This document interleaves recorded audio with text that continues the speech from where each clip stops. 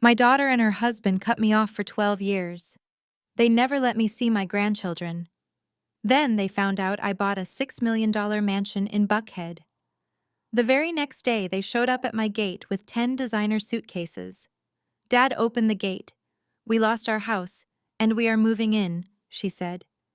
What I did next shocked them completely. Before I continue this story, let me know where you are watching from in the comments below.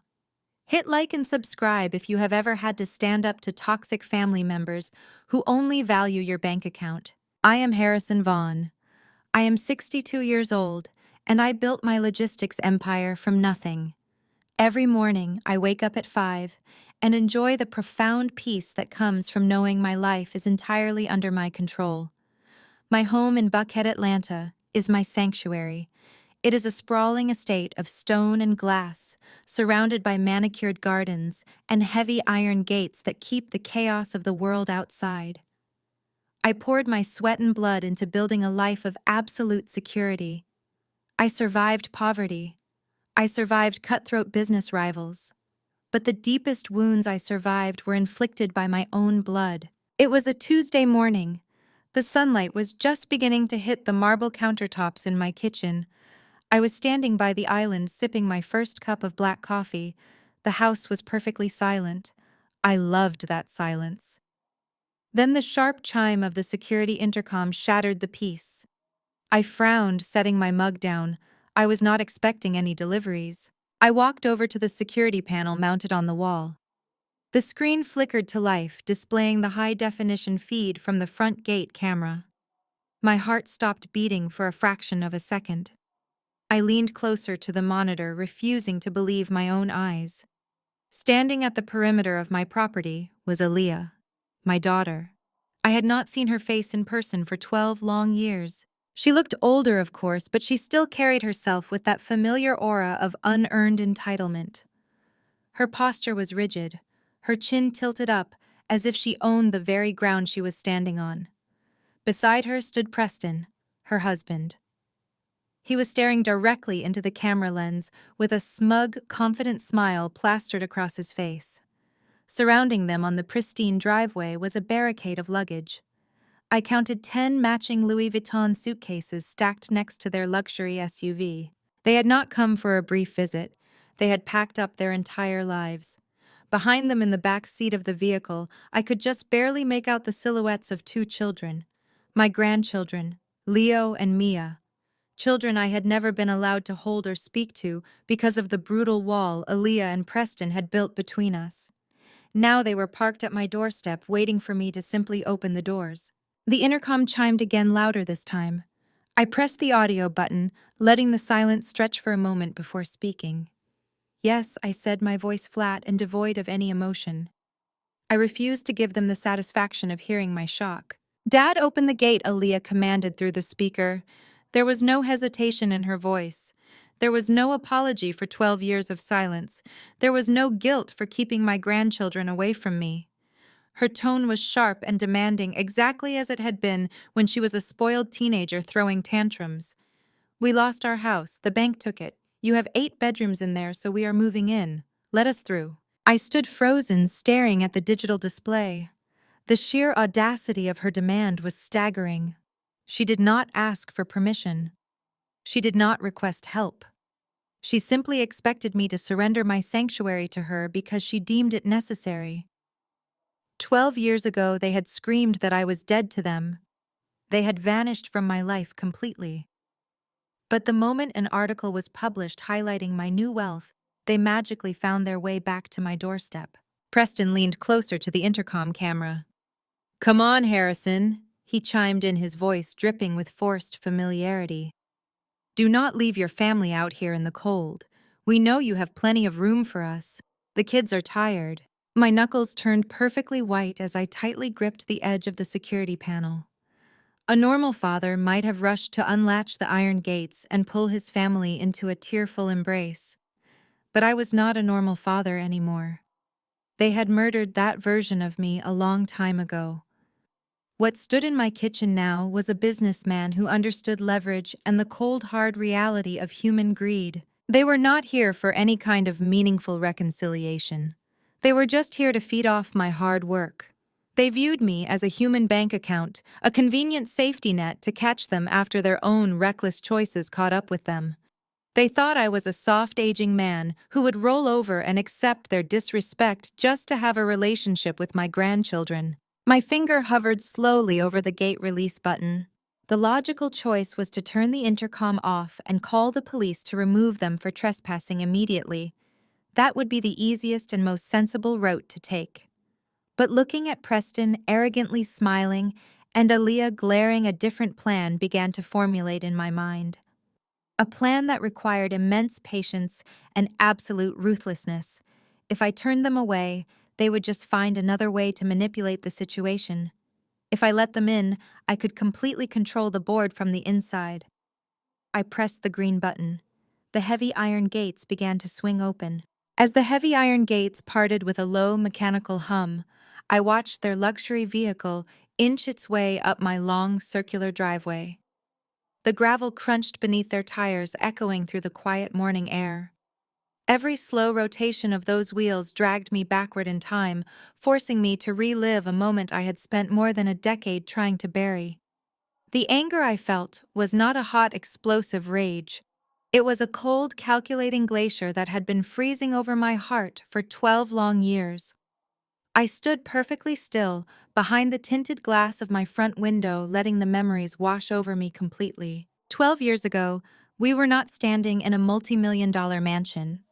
We were in the modest living room of my old house, the one I bought after working 70-hour weeks, in my very first warehouse. Aaliyah and Preston had invited themselves over for dinner. I knew something was wrong the moment Preston refused to make eye contact with me. He was pacing the floor, sweating through his expensive dress shirt, while Aaliyah sat on the couch with a defiant glare. That night, they dropped a bomb that shattered our family forever. Preston had always been full of grand ideas. He loved the title of entrepreneur, but despised the actual labor required to build a business.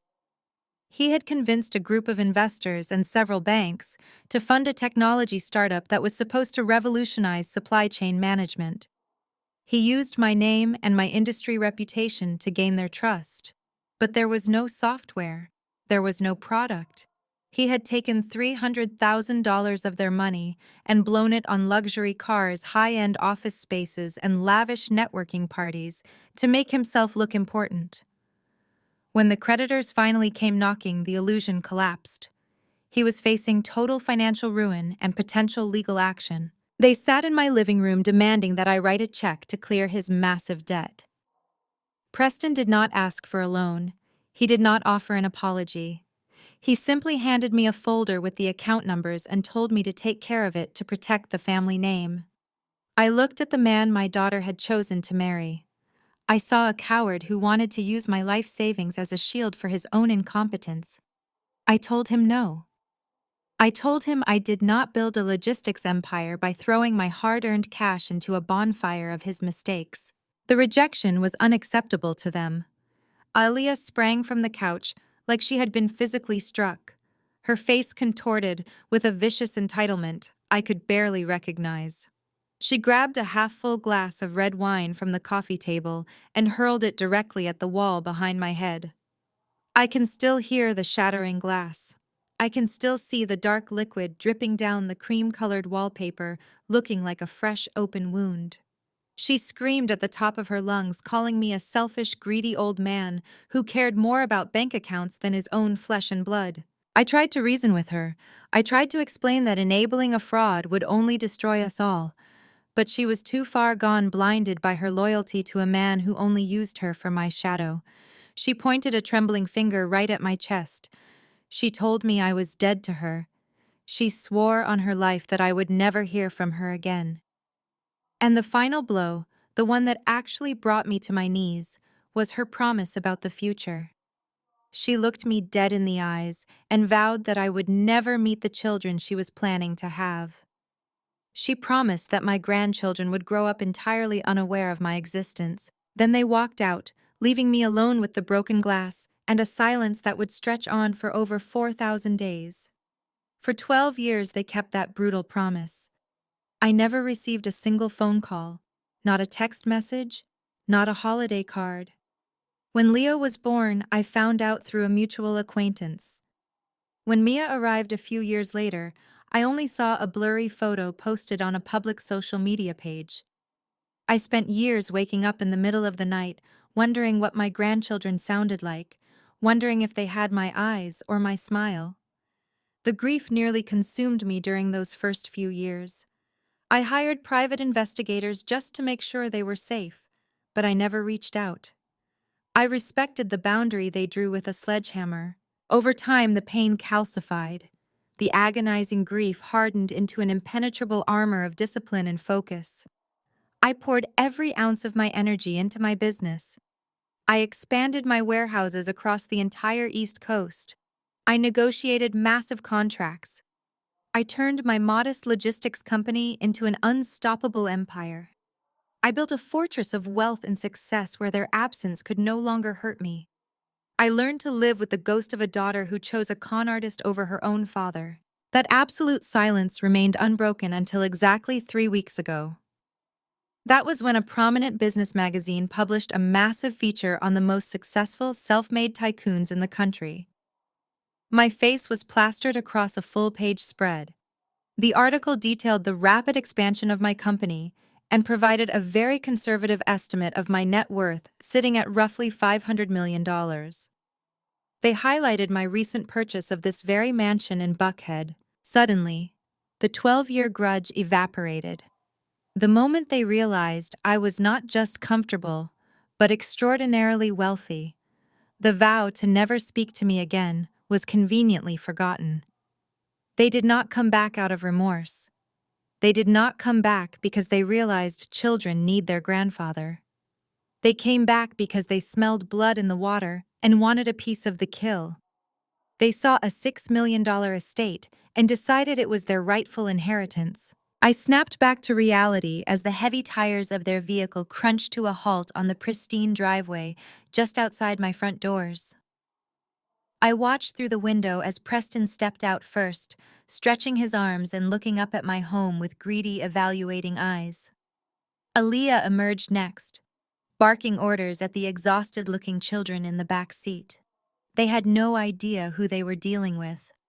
They thought the old man behind the door was still the heartbroken father who wept over their absence. They thought I was a vulnerable, lonely senior citizen, desperate for their affection. I reached out and firmly unlatched the heavy front doors. The trap was officially set. I pulled the heavy mahogany double doors inward, letting the cool morning air sweep into the grand foyer. Aaliyah marched up the marble steps first, not even looking at me. She stepped across the threshold carrying a designer handbag like she was entering a luxury hotel lobby. Her eyes immediately darted up to the crystal chandelier and then swept across the curved dual staircases. There was no hello. There was no apology for the lost decade. There was only a greedy assessment of my assets. Preston trailed right behind her, lugging two of the massive suitcases. He dropped them on my pristine floors with a loud thud that echoed through the quiet house. He wiped a bead of sweat from his forehead and looked right at me with a sickeningly familiar smirk. He closed the distance between us, and before I could step back, he threw a heavy arm around my shoulder, clapping me on the back with forced familiarity. "Knew you would not leave family out in the cold, old man," he said, his voice loud and grating. "Knew you would eventually come to your senses." I let his hand rest on my shoulder. My muscles screamed to violently shove him away, but I forced myself to relax. I slumped my shoulders slightly, stooping my posture to appear smaller, older, and completely harmless. I looked down at the two children standing nervously on the porch. Leo and Mia clutched their small backpacks, staring at me with wide, terrified eyes. The urge to fall to my knees and pull them into a massive hug was overwhelming, but I knew I had to play my part perfectly. "I am just so glad you are here," I whispered, making my voice tremble with manufactured emotion. I looked at Aaliyah, forcing a desperate, pleading expression onto my face.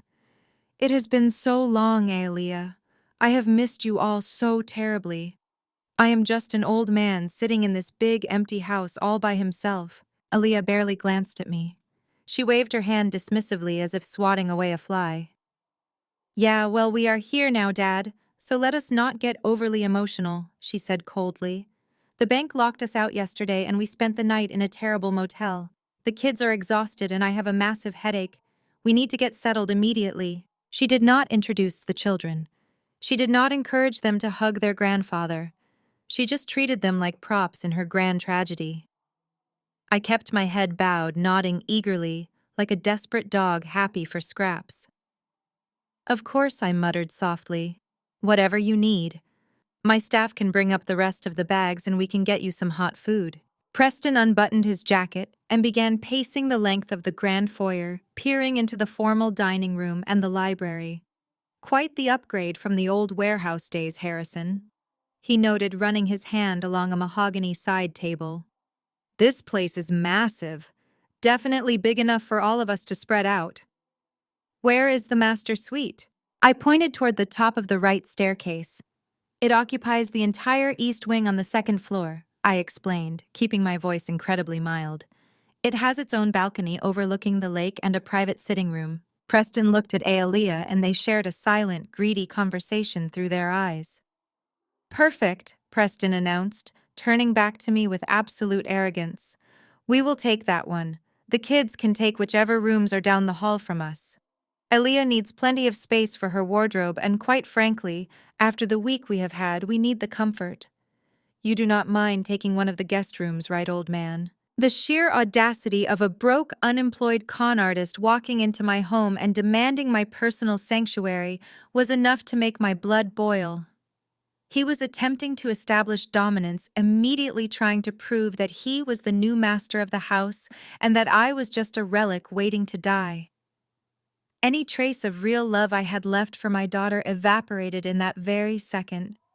She stood there silently endorsing her husband as he tried to strip me of my dignity in my own home. I looked at the floor, practicing my submissive routine.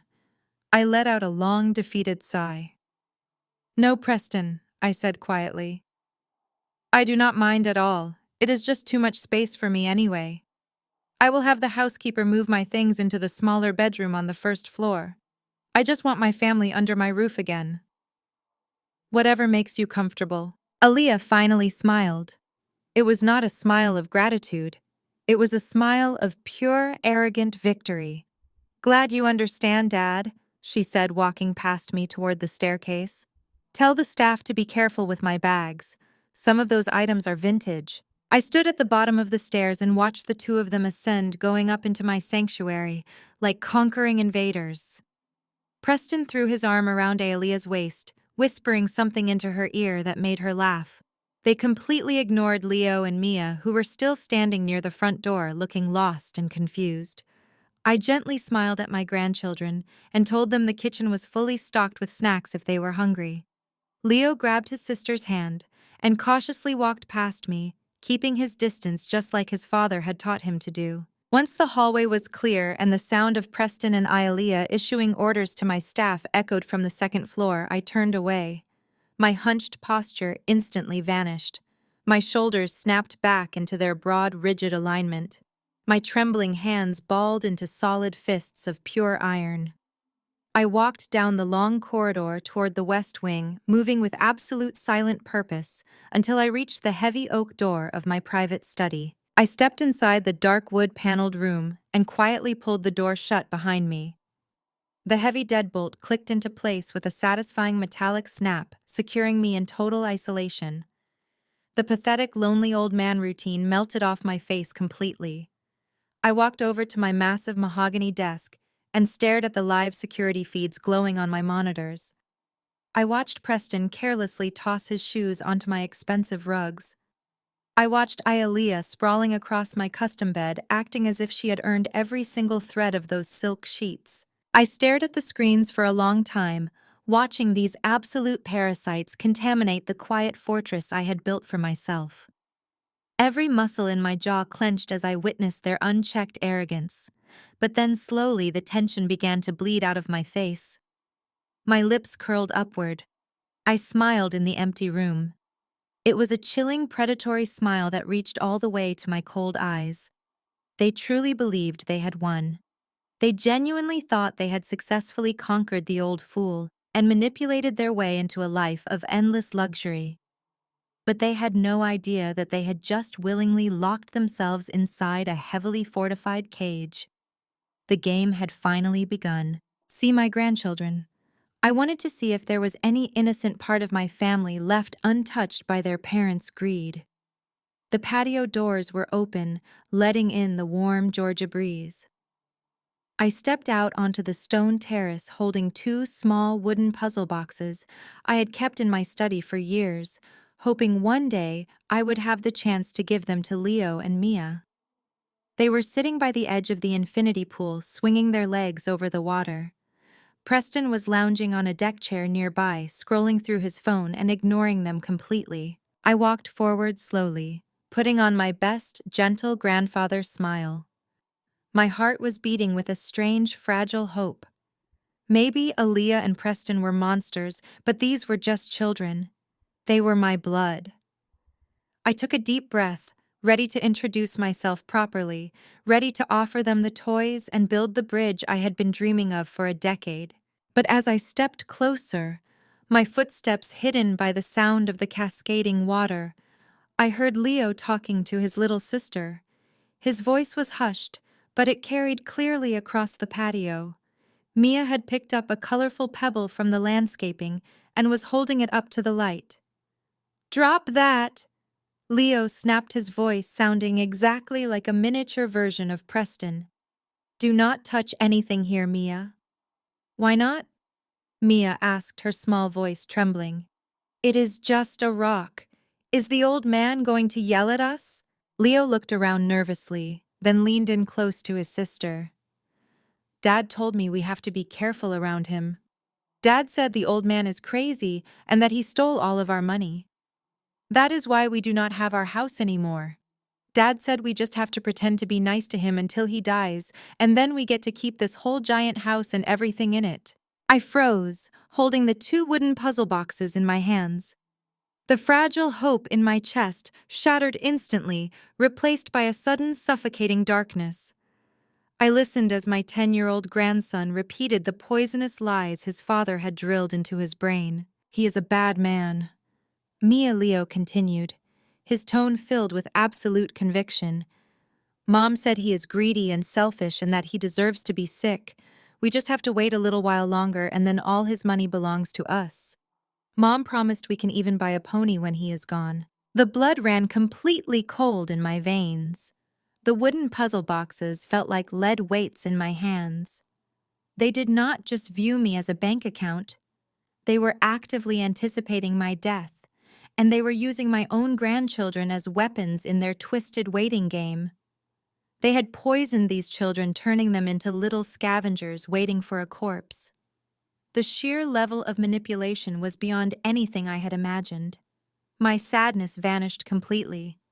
Any lingering trace of hesitation was wiped away by the chilling reality of what I had just heard. This was not a simple family dispute. This was a parasite trying to eat me from the inside out. I slowly stepped back into the shadows of the doorway, my grip tightening on the wooden boxes until my knuckles ached. I took a long, slow breath and forced my fingers to relax around the smooth wood of the puzzle boxes. The anger burning inside me was so intense it felt like physical pain. But I knew I could not let them see it. I had to play the part of the weak, desperate grandfather a little longer. I stepped out of the shadows and let my shoes scuff loudly against the stone terrace so they would hear me coming. Preston did not even bother to look up from his phone, but the children stiffened immediately. I walked over to the edge of the pool where they were sitting and forced my face into a gentle, welcoming expression. "Hello there," I said, keeping my voice soft and non-threatening. "I know this is a big new house and everything feels very strange right now, but I wanted to give you both something. I brought these puzzle boxes for you. I have been keeping them in my study for a very long time, hoping I would get to meet you one day." I crouched down, bringing myself to their eye level, and extended my hands, offering one box to Leo and one to Mia. Mia looked at the box with a flicker of genuine childhood curiosity and began to reach her small hand out. Before her fingers could even brush the polished wood, Leo reacted with a sudden explosive violence that shocked me to my core. He lunged forward and slapped my hand hard. The wooden box flew from my grip and clattered harshly against the stone patio, sliding dangerously close to the edge of the pool. "Do not touch her," Leo shouted, throwing his arms wide to shield his little sister from me. His young face was twisted into a scowl of pure hatred that mirrored his father perfectly. "Dad said you are a bad man," he yelled, his voice echoing loudly across the water. "You stole Daddy's money, and that is why we do not have a house anymore. Dad said you are a thief and we are not supposed to take anything from you because it is poisoned." The words hit me with the physical force of a sledgehammer. My heart, which had spent 12 years aching for the chance to simply know these children, completely shattered in my chest. I looked past the furious little boy and locked eyes with Preston. My son-in-law was fully aware of the commotion now. He had lowered his phone and was leaning back in his lounge chair watching the scene unfold with absolute satisfaction. He did not scold his son for being disrespectful. He did not intervene to correct the horrific lies he had planted in the boy's mind. He just sat there basking in the psychological torture he was inflicting on me. "Well now," Preston drawled lazily, getting up from his chair and sauntering over to us. "Kids can be a little brutally honest. Sometimes cannot they, Harrison? You will have to forgive Leo. He is just very protective of his family after everything we have been through." It is hard to explain complex financial betrayals to a 10-year-old, so we just had to give him the simple version of why his grandfather let us go homeless. Preston placed a heavy hand on Leo's shoulder, a gesture of validation for the boy's cruel outburst. Leo puffed out his chest, looking proud that he had successfully defended his family against the evil monster. Mia hid entirely behind her brother, peering at me with huge, fearful eyes. I knelt there on the hard stone, staring at the pieces of my broken family. In that singular, agonizing moment, the lingering trace of grandfatherly grief I held onto evaporated entirely. The sadness vanished, leaving behind a void that was instantly filled with a cold, hard, and calculating rage. They had not just used me for my money. They had not just invaded my home to strip it of its valuables. They had weaponized my own blood against me. They were actively poisoning the minds of innocent children, teaching them to hate, teaching them to be entitled scavengers waiting for an old man to die. If I let this continue, Leo would grow up to be exactly like Preston, a pathetic, manipulative con artist who blamed the world for his own failures. Mia would grow up to be exactly like Ialea, a cruel, entitled parasite who viewed people solely for what she could extract from them. I slowly reached out and picked up the wooden puzzle box from the patio floor. I brushed a speck of dirt off the lid and stood back up. My joints ached, but my resolve was absolute steel. "I am sorry, Leo," I said, keeping my voice perfectly meek and broken. "I never meant to upset you. I will just go back inside and leave you all in peace." I turned my back on them and walked slowly toward the glass doors, dragging my feet to complete the illusion of a defeated, shattered old man. Preston let out a soft, mocking chuckle behind me. But as I crossed the threshold into the air-conditioned house, my posture straightened. The submissive mask melted away. My jaw locked and my eyes narrowed with lethal focus. This was no longer a simple lesson in humility. This was no longer just about protecting my logistics empire or punishing an ungrateful daughter and her parasitic husband. This had just become a rescue mission. Those children were trapped in a toxic cycle of generational manipulation, and if I did not intervene, they would be destroyed before they even had a chance to grow up. I realized with terrifying clarity that I could not just teach Preston and Ialea a lesson. I had to completely annihilate them. I had to strip them of every ounce of power, pride, and false narrative they possessed. I had to break them down so thoroughly that they would never be able to manipulate those children again. I locked the heavy oak door of my study behind me and sat at my desk. I brought the security monitors back to life and watched the patio feed. Aaliyah had come outside now holding a glass of wine. Preston was telling her what happened, and she was actually laughing. She leaned down and kissed Leo on the forehead, rewarding him for breaking his grandfather's heart. It was a sickening display of emotional child abuse. They were training him like a guard dog. I pulled out a fresh legal pad from my drawer and picked up a pen. I needed to accelerate my timeline. If I moved too slowly, they would do more damage to the kids. I needed them to feel so powerful and so invincible that they would make a fatal mistake. I needed to give them exactly what they wanted, the illusion of total control. I spent the rest of the day in isolation, drafting the framework of their destruction. I mapped out every legal vulnerability Preston had. I reviewed the financial traps my asset manager Vivian could set. By the time the sun began to set over the lake outside my window, the blueprint was complete. All I had to do now was wait for the rats to come out in the dark. The digital clock on my nightstand shifted quietly to 2 in the morning. The sprawling mansion was wrapped in absolute silence. I was lying awake in the smaller guest room on the first floor, staring at the ceiling and waiting. My phone vibrated against the dark wood of the bedside table, emitting a single brief pulse of light. It was the notification I had been expecting. I reached over and picked up the device, opening the secure application that linked to the hidden cameras throughout my estate. The screen flickered and resolved into the crisp infrared night vision feed of the second-floor hallway. A shadowy figure was creeping along the wall, stepping carefully to avoid making any noise on the hardwood floors. It was Preston. He was wearing dark sweatpants and a black shirt, holding a small flashlight in his hand. He stopped right in front of the heavy oak door of my private study, the very same room where I had spent the afternoon designing his downfall. I watched with cold detachment as he pulled a small metallic case from his pocket. A lock-picking kit. The sheer audacity of this man sneaking through my home in the dead of night like a common thief was repulsive. He fumbled with the tools for several long minutes.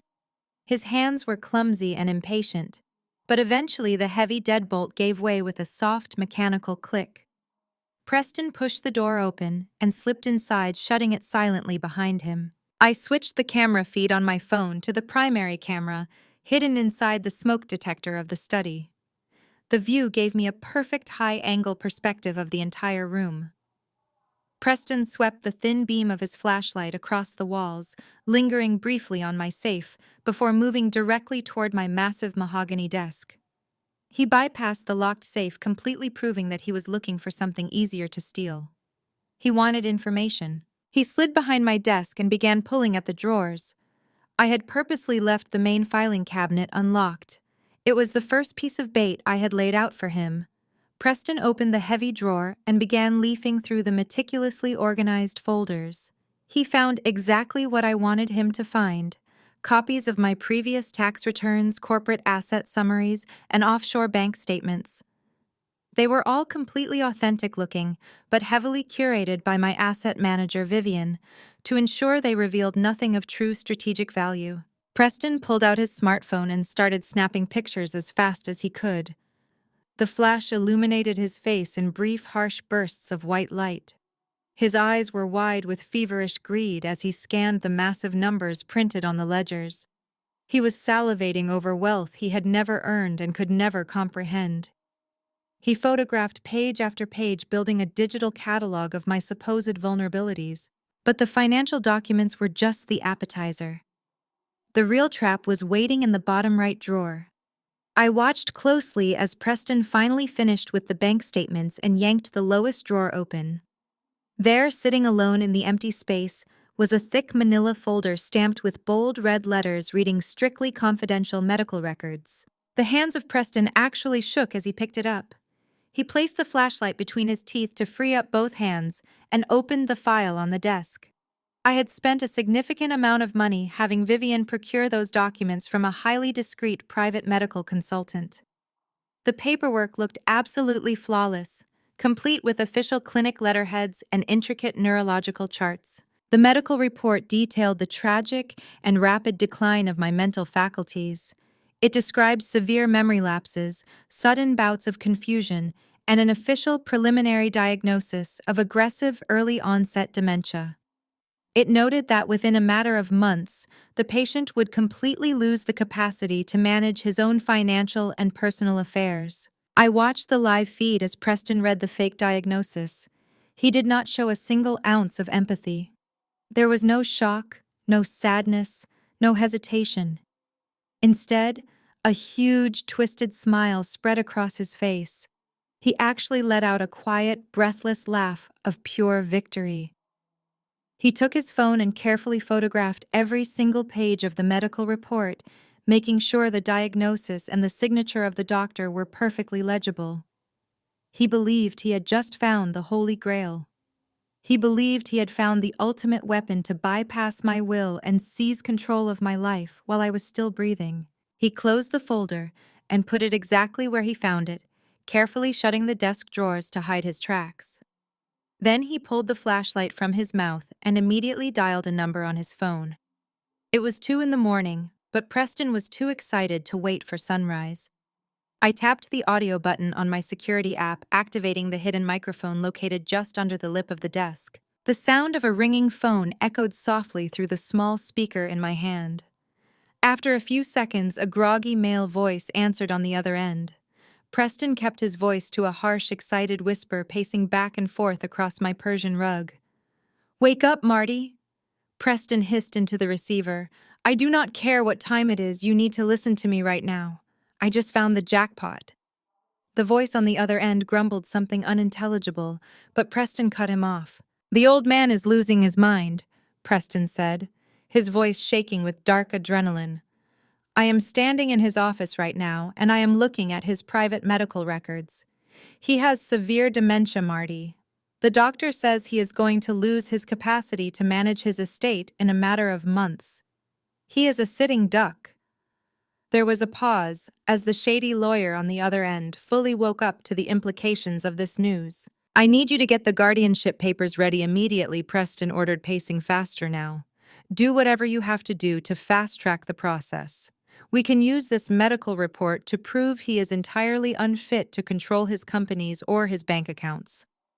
Aaliyah is his only living daughter, so the court will hand everything directly to her and by extension to me." Preston stopped pacing and looked around the dark, luxurious room as if he already owned every piece of furniture and every painting on the wall. "We do not have to wait for him to die," Marty Preston whispered, his voice dripping with pure, unadulterated malice. "Get the paperwork drawn up by the end of the week. We are taking everything." I watched the screen go dark as Preston ended the call and slipped out of my study. The trap had been swallowed whole, and the hook was firmly set. The next morning, it was time for me to give the performance of my life. If Preston and Aaliyah needed a broken, confused old man to justify their legal theft, I was going to give them an absolute masterpiece of decay. I started small at breakfast. The morning sun was pouring into the dining room, where Aaliyah and Preston were already sitting demanding service from Martha. I walked in wearing a mismatched cardigan and loose slippers, dragging my feet across the hardwood floor. I reached for my coffee mug with a deliberately trembling hand. I let my grip slip just enough to send the heavy ceramic crashing against the marble island. The dark liquid splattered everywhere, soaking into the expensive rugs and shattering into a dozen sharp pieces. Martha rushed forward immediately with towels, looking genuinely concerned for me. "Oh, Mr. Vaughn, let me get that," she said gently. I blinked rapidly, forcing my eyes to look vacant and lost. I stared at the broken pieces and mumbled nonsense apologies, letting my voice waver and crack. Aaliyah did not even flinch. She just pulled her feet up onto her chair to avoid the spill and let out an annoyed, exasperated sigh. "Dad, really?" she snapped, looking at me with pure, unadulterated disgust. "Can you not even hold a cup anymore? Martha, get this cleaned up before it ruins my new shoes." I turned to Preston, who was watching me with hungry, calculating eyes. I squinted at him, acting as if I was struggling to pull his name from the thick fog in my mind. "Peter," I said hesitantly. "Peter, could you pass the napkins, please?" Preston smirked, sharing a knowing, victorious look with his wife. "It is Preston Harrison," he said slowly, speaking to me as if I were a deaf toddler. "Do not worry about it, old man. Your mind is just playing tricks on you today. Why do not you go sit in the living room and rest? We will handle things here." I nodded meekly and shuffled away, feeling their triumphant stares burning into my back. Over the next few days, my performance escalated drastically.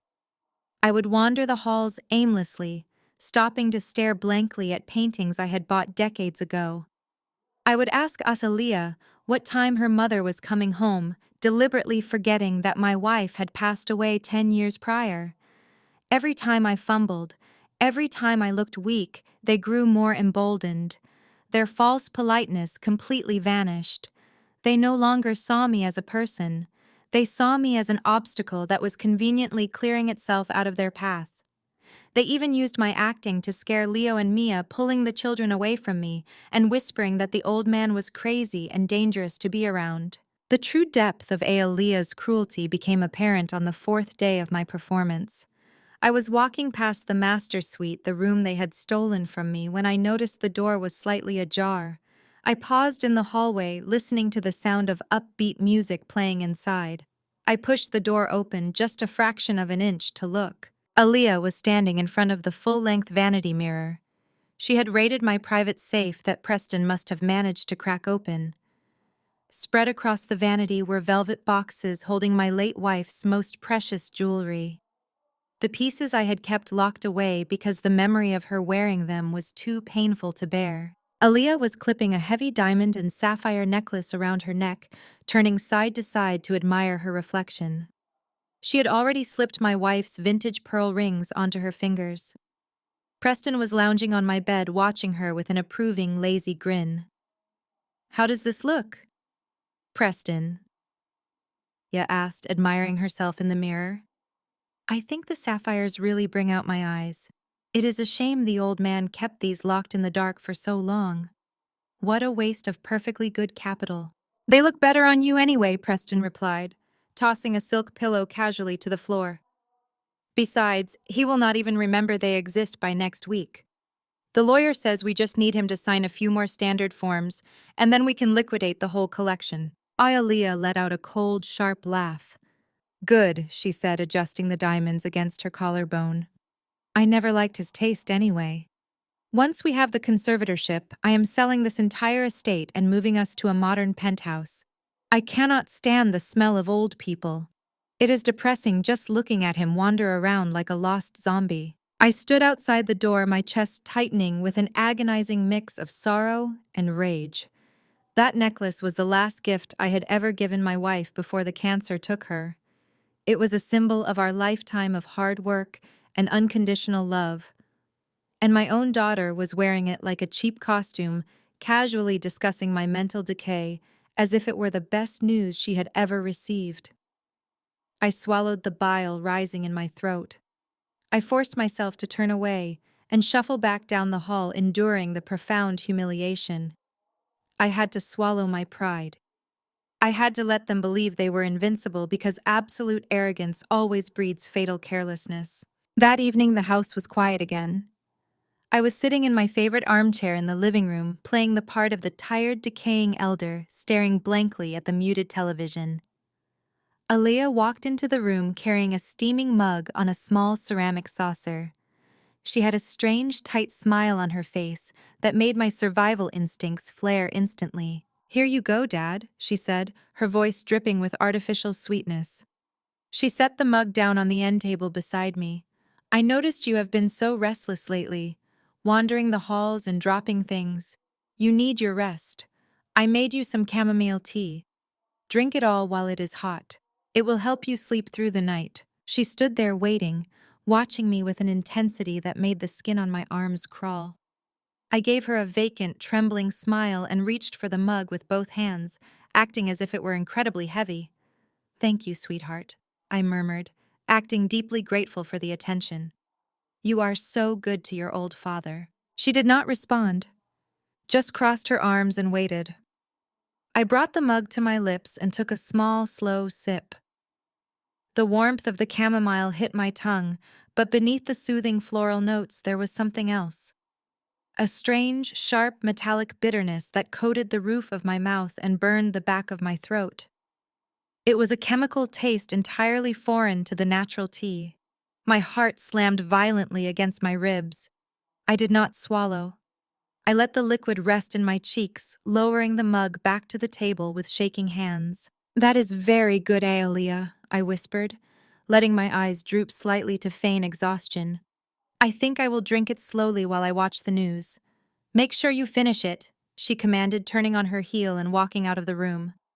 The moment she was out of sight, I spat the bitter liquid back into the mug. I stared at the pale yellow tea, my mind racing with terrifying clarity. I stared at the pale yellow tea, my mind racing with terrifying clarity. The bitter chemical burn on my tongue was all the proof I needed, but my analytical mind demanded absolute confirmation. I picked up the mug carefully, ensuring the liquid did not slosh over the rim, and walked silently toward the attached guest bathroom. I locked the door behind me and set the mug on the marble counter. I pulled my smartphone from my pocket and opened the security application again. My fingers were trembling, not from the fake frailty I had been performing, but from a deep, visceral horror that was beginning to take root in my chest. I navigated to the kitchen camera feed and scrubbed the timeline backward by 15 minutes to the exact moment Aaliyah had prepared my evening drink. I watched the screen as the recording played out in high definition. Aaliyah was standing at the kitchen island, her back turned to the doorway. She placed my favorite ceramic mug on the counter and dropped a tea bag inside. Then she reached into the deep pocket of her designer cardigan. She pulled out a small, unmarked plastic bag filled with heavy white pills. These were not over-the-counter sleep aids. They were large, chalky tablets that looked distinctly illicit. My stomach churned violently as I watched my own flesh and blood place two of the massive pills inside a folded paper towel. She grabbed a heavy wooden rolling pin from the utensil drawer and began to crush the pills, bringing the tool down with frightening, aggressive force. She ground them into a fine white powder and methodically swept every single grain of it into my mug before pouring the boiling water over it and stirring vigorously to hide her crime. She was not just trying to make me sleepy. She was chemically inducing the exact symptoms of cognitive decline. She was intentionally drugging her own father to force the physical appearance of dementia, so that when the doctors finally arrived to evaluate my mental competence, I would be nothing more than a drooling, unresponsive shell of a man. She was willing to destroy my brain and my body just to accelerate her theft of my empire. The sheer evil of her actions completely severed any final lingering thread of paternal affection I might have harbored deep in my soul. The woman on that screen was not my daughter. She was a cold-blooded monster willing to sacrifice my life for a penthouse and a closet full of luxury clothes. I looked down at the mug resting on the bathroom counter. The pale liquid suddenly looked like venom. I picked it up and poured the entire contents down the sink, watching the toxic brew swirl down the drain. I turned on the hot water to wash away any remaining residue, making sure the ceramic was completely clean. I left just a tiny drop of moisture at the bottom to make it appear as though I had greedily finished every last sip. I set the empty mug back on the end table in the living room, exactly where Aaliyah had left it for me. Now it was time to elevate my performance. If they wanted a sedated, helpless victim, they were going to get one. I sat back down in my armchair and waited for exactly 45 minutes, allowing enough time for the heavy dosage of illicit sedatives to theoretically take full effect on an elderly body. I let my head loll back against the upholstery. I relaxed every muscle in my face, letting my jaw hang slack and my eyes droop until they were barely open. I slowed my breathing, making it shallow and raspy. When the time was right, I slowly pushed myself up from the chair. I made my legs shake violently, forcing my knees to buckle just a fraction of an inch with every step I took. I stumbled out of the living room and dragged my feet across the polished hardwood of the main hallway.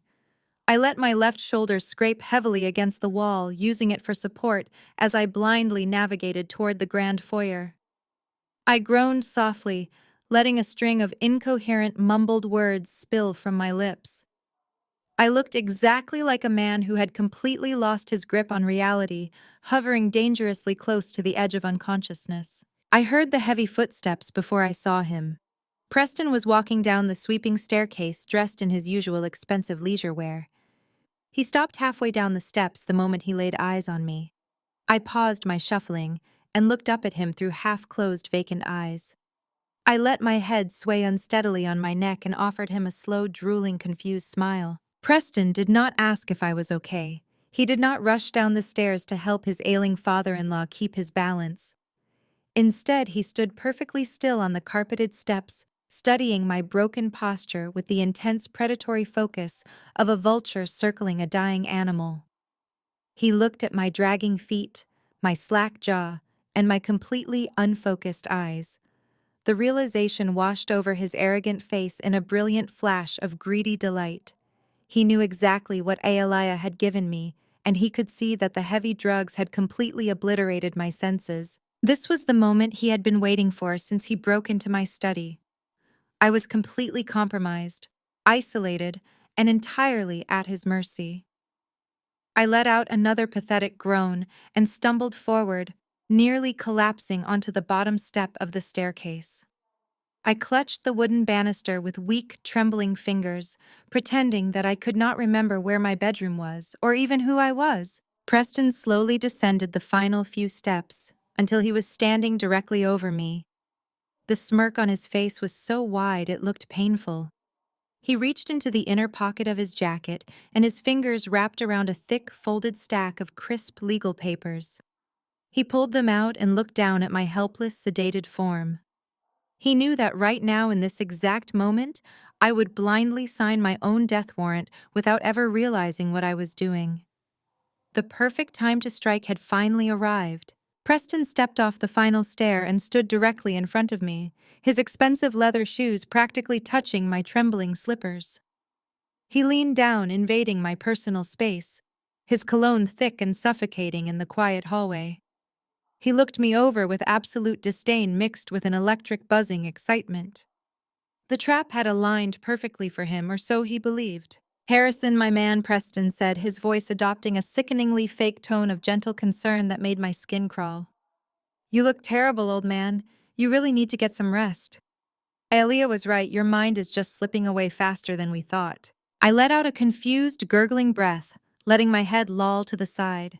I blinked heavily, trying to focus my eyes on his face, but deliberately staring just past his left ear. "What time is it, Preston?" I mumbled, slurring my words so heavily they were barely recognizable. "Where is my wife?" "I need to talk to her about the warehouse shipments." Preston let out a sharp, cruel laugh. "Your wife has been in the ground for a decade, Harrison," he whispered harshly, leaning in so close I could feel his breath on my face. "You are losing it completely. You are a liability to yourself now. But do not worry. Your favorite son-in-law is here to take the wheel and steer the ship." He grabbed me by the upper arm, his grip tight and punishing, completely devoid of any actual care. He hauled me up from the bottom step, practically dragging my limp body toward the small marble console table in the entryway. I stumbled along, perfectly playing the part of a man whose brain was drowning in illicit sedatives. I let my legs drag, pretending that I had zero control over my own motor functions. Preston slammed me down onto the small wooden chair beside the console table. I slumped forward, resting my elbows on the cold marble, letting my chin drop toward my chest. Preston immediately slapped the thick stack of legal papers down onto the table right under my nose. The loud smack of the paper against the stone echoed sharply through the quiet foyer. "Listen to me carefully," Harrison Preston commanded, tapping his finger aggressively against the top page. "I need you to do something for me before you go to sleep. Your life insurance policies are expiring. The broker called me today. If you do not sign these routine renewal forms right now, Aelia and the kids will get absolutely nothing when you finally kick the bucket. You do not want to leave your only daughter with nothing, do you?" The sheer audacity of his lie was almost beautiful in its wickedness. He was using the very family he had poisoned against me to manipulate a supposedly brain-damaged old man into giving away an empire. I stared down at the documents, my vision deliberately unfocused. The top page was indeed a standard insurance form, probably printed off the internet just minutes ago to serve as a cover sheet. But I could see the edges of the thicker, heavier legal paper buried right in the middle of the stack. "I do not understand, Preston," I whimpered, letting my hands shake violently as I hovered them over the pages.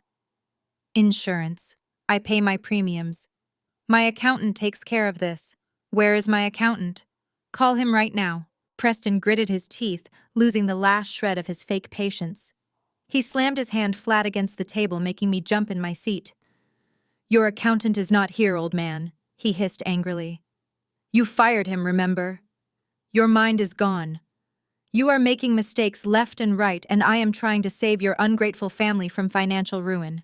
Just sign the damn papers, Harrison, so you can go to sleep. He flipped aggressively through the stack, bypassing the fake insurance cover sheets and landing squarely on the primary document he had paid his shady lawyer to draft.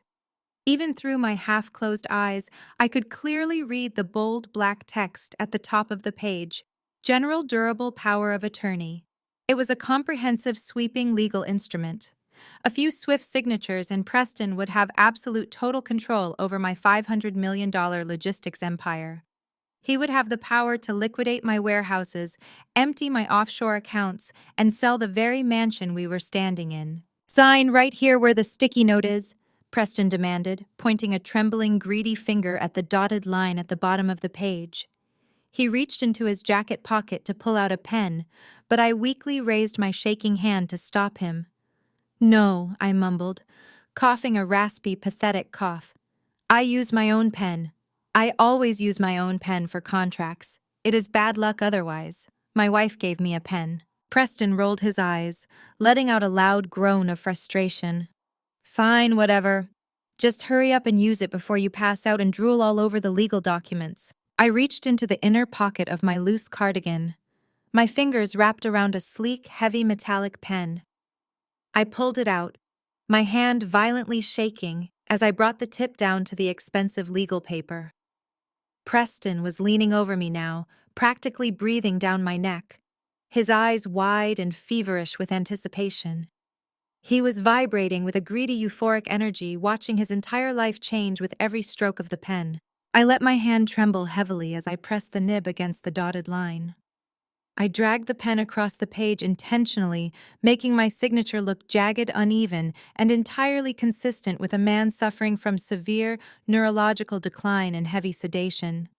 I wrote my name slowly, painfully dragging out the torture for him. Harrison Vaughn. The ink flowed smoothly onto the paper, a dark, crisp black that looked completely official. The moment the final letter was formed, Preston did not even wait for me to lift the pen away from the page. He violently snatched the entire stack of documents right out from under my hands. He pulled them tightly against his chest, clutching them like a winning lottery ticket. A huge, unhinged smile broke across his face.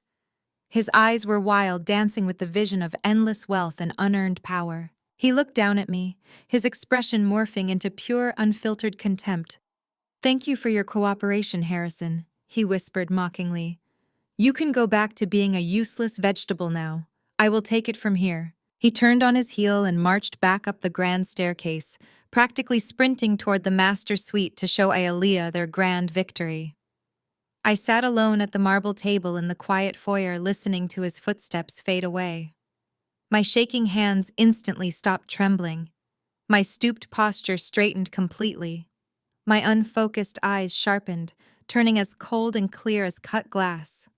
I looked down at the sleek metallic pen still resting quietly in the palm of my hand.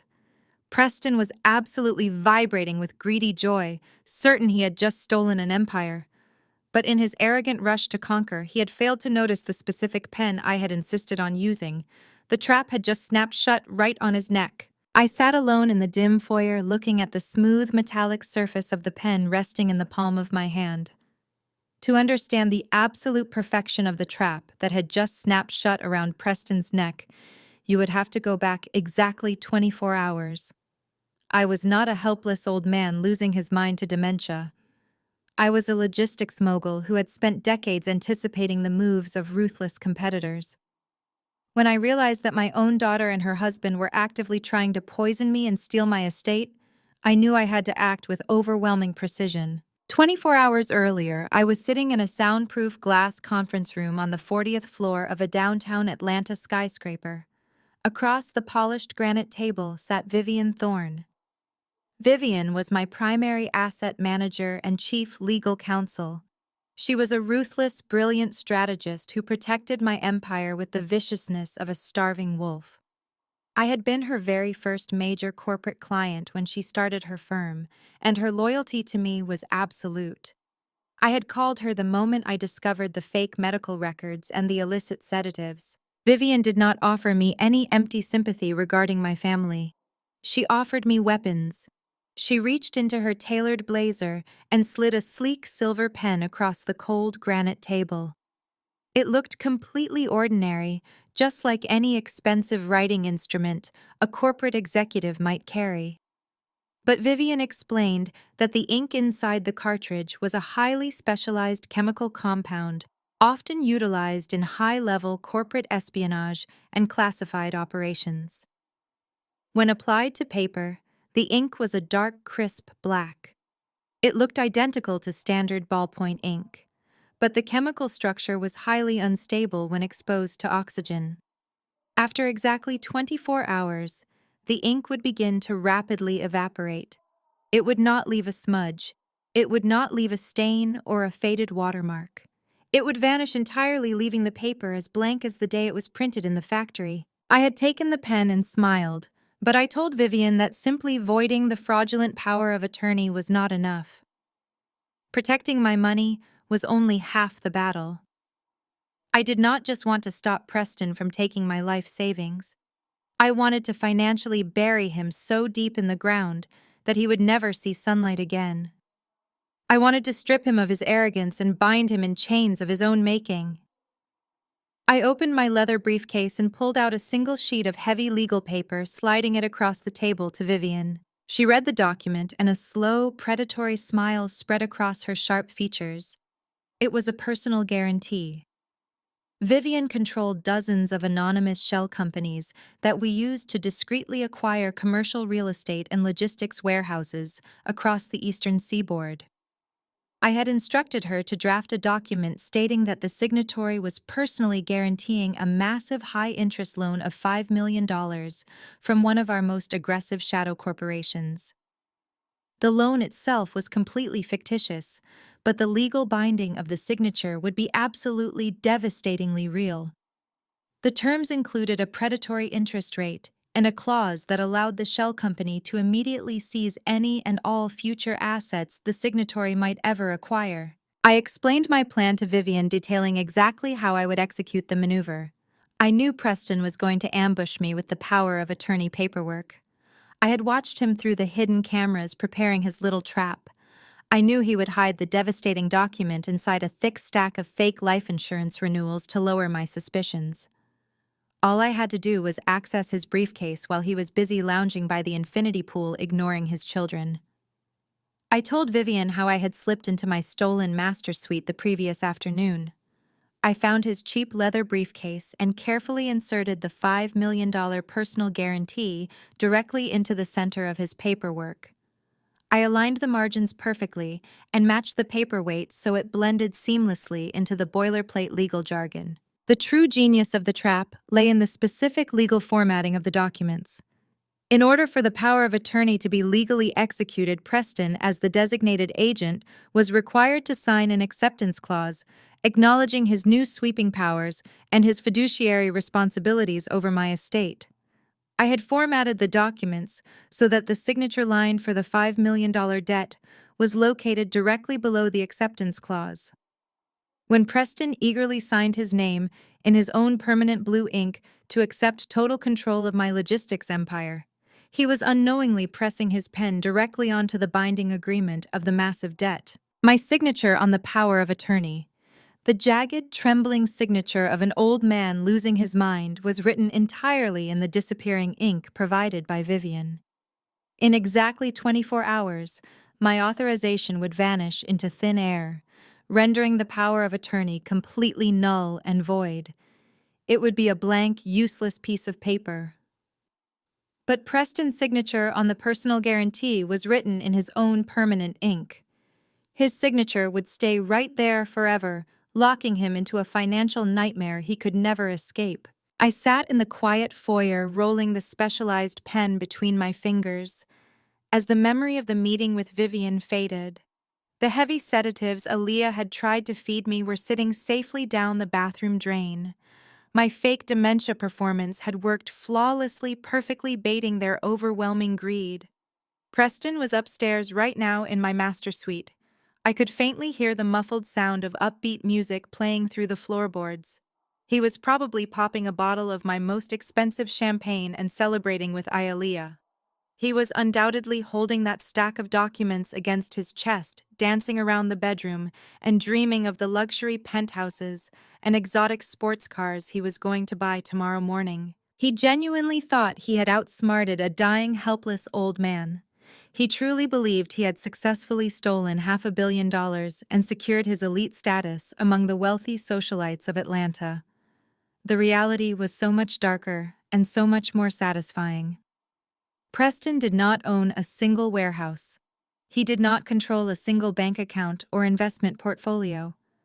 What he did own was a legally binding, inescapable personal debt of $5 million to a shadow corporation that would begin aggressively collecting by the end of the week. He thought he was a newly minted millionaire ready to conquer the world. In reality, he had just enthusiastically signed his own financial death warrant. The very next weekend, Aaliyah and Preston decided it was time to announce their fabricated victory to the world. Believing they had successfully secured the power of attorney and absolute control over my entire empire, they wasted absolutely no time draining my accounts. They threw a scavenger's gala right in the middle of my Buckhead estate. They hired the most expensive event planners in Atlanta, using my corporate credit cards to fund an outrageously lavish party. They ordered imported caviar towers, towering champagne pyramids, and a live jazz band to play in the grand foyer. The mansion was transformed into a grotesque monument to their unearned wealth. The sheer scale of the celebration was designed to cement their new status among the black elite of the city. I spent the entire day locked inside the small guest bedroom on the first floor, watching the chaos unfold through the security cameras. Preston had actually invited the very creditors he had defrauded years ago. He wanted to rub his new imaginary fortune in their faces and prove that he was no longer a bankrupt failure, but a logistics tycoon. The driveway was packed with luxury vehicles. Valets were running back and forth, parking Ferraris and Bentleys, while Atlanta socialites strutted up the marble steps in designer gowns and tailored tuxedos. The level of disrespect was staggering, but it fed perfectly into my plan. Preston was standing near the edge of the infinity pool, holding a crystal glass of my oldest vintage scotch. He was surrounded by wealthy investors and the angry debt collectors he owed money to. He was laughing loudly, gesturing wildly with his free hand, and bragging about his massive new acquisitions. He told them he had recently taken over a major supply chain network and was looking for exclusive partners for a new $10 million tech venture. He was using my house, my liquor, and my stolen legacy to bait a brand new circle of victims. The creditors who had previously wanted to break his legs were now nodding, respectfully blinded by the sheer opulence of the estate. They genuinely believed Preston had struck gold and that their previous debts would soon be repaid with massive interest. Inside the main dining room, Aaliyah was putting on a performance that rivaled my own. She was wearing a custom silk dress that she had bought earlier that week using my money. She stood in the center of a circle of wealthy women playing the part of the tragic, burdened daughter. I turned up the audio feed on my monitor to listen to her web of lies. She held a delicate tissue in her hand, dabbing at dry eyes and shaking her head with a practiced, sorrowful sigh. "It has been so incredibly hard on us," Aaliyah murmured to a woman dripping in diamonds. "My father is just fading away so quickly. The dementia is terribly aggressive. Preston and I had to drop everything and move in to take care of him. It is a heavy burden managing his medical care and trying to keep his massive empire from collapsing. But family always comes first. We just could not bear to put him in a home." The socialites cooed with sympathy, praising Aaliyah for her incredible sacrifice and dedication. They told her she was a saint for taking on such a massive responsibility. Aaliyah soaked up the validation like a sponge, looking incredibly pleased with herself. She was using my supposed mental decay as a prop to elevate her own social status. She painted herself as the devoted, loving child while actively keeping me locked in a room down the hall, planning to sell my home out from under me the moment my heart stopped beating. Her ability to lie so effortlessly to a room full of people was chilling. The audacity of their celebration was nauseating. They were dancing on my grave while I was still breathing. They felt completely invincible.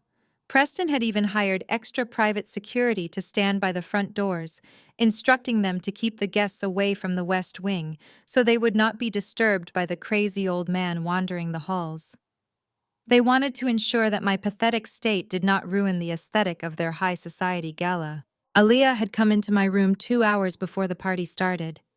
She had brought me a bowl of soup and a fresh mug of the chamomile tea. She stood over me and watched with a cold, clinical stare as I pretended to drink the heavily drugged liquid. I let my hands shake and spilled some of the tea on my shirt to complete the illusion. Once she was satisfied that I had consumed the sedatives, she locked the bedroom door from the outside, leaving me trapped in the dark. She assumed the heavy dose of illicit pills would keep me unconscious and out of sight for the entire night. But the moment I heard the lock click into place, I went into the adjoining bathroom and spat the bitter tea into the sink. I washed my face with freezing cold water, letting the sharp chill awaken every single nerve in my body. I did not stumble. I did not shake. My mind was as sharp and focused as a razor blade. I walked over to the small closet and opened the door. Hanging inside was a pristine, custom-tailored Brioni suit that Vivian had discreetly smuggled into the house for me a few days prior. It was a dark charcoal gray sharp enough to cut glass and completely devoid of the wrinkles and stains they had forced me to wear all week. I dressed myself methodically. I buttoned the crisp white shirt and fastened the silk tie, making sure every single detail was absolutely flawless. I slid my feet into polished leather Oxford shoes and secured a heavy gold watch around my wrist. The weak, confused elder they had locked away was gone. The man standing in front of the mirror was a titan of industry preparing to reclaim his throne. I felt a surge of adrenaline pulsing through my veins. 12 years of silent grief and 2 weeks of humiliating acting were about to culminate in this single night. I sat in the dark room listening to the booming bass of the jazz band and the clinking of crystal glasses echoing through the walls. I watched the security monitors as Preston confidently grabbed a microphone and walked toward the grand staircase to make his big announcement. The countdown had reached 0. Aaliyah and Preston thought I was locked in a dark room, heavily sedated, and completely unaware that they were stealing my life. But the master of the house was wide awake, and the trap was ready to spring. The high-definition monitor in my locked room showed the jazz band slowly bringing their music to a halt. The low hum of chatter from the hundreds of elite guests began to quiet down as Preston climbed the first few steps of the grand floating staircase. He held a microphone in one hand and a fresh glass of vintage champagne in the other. The crystal chandelier above him cast a brilliant golden light, making him look like a newly crowned king surveying his royal court. He tapped the microphone twice, the soft thumping sound echoing through the massive foyer and commanding absolute attention from the wealthy investors and socialites gathered below. "Thank you all for coming tonight," Preston began, his voice oozing with a practiced artificial charm. "Aaliyah and I are so incredibly grateful to have our closest friends and esteemed colleagues here to share this evening with us. As many of you know, this has been a deeply challenging time for our family." He paused, letting his face fall into an expression of profound manufactured sorrow. He looked down at Aaliyah, who was standing at the bottom of the stairs, clutching her hands together and looking appropriately devastated.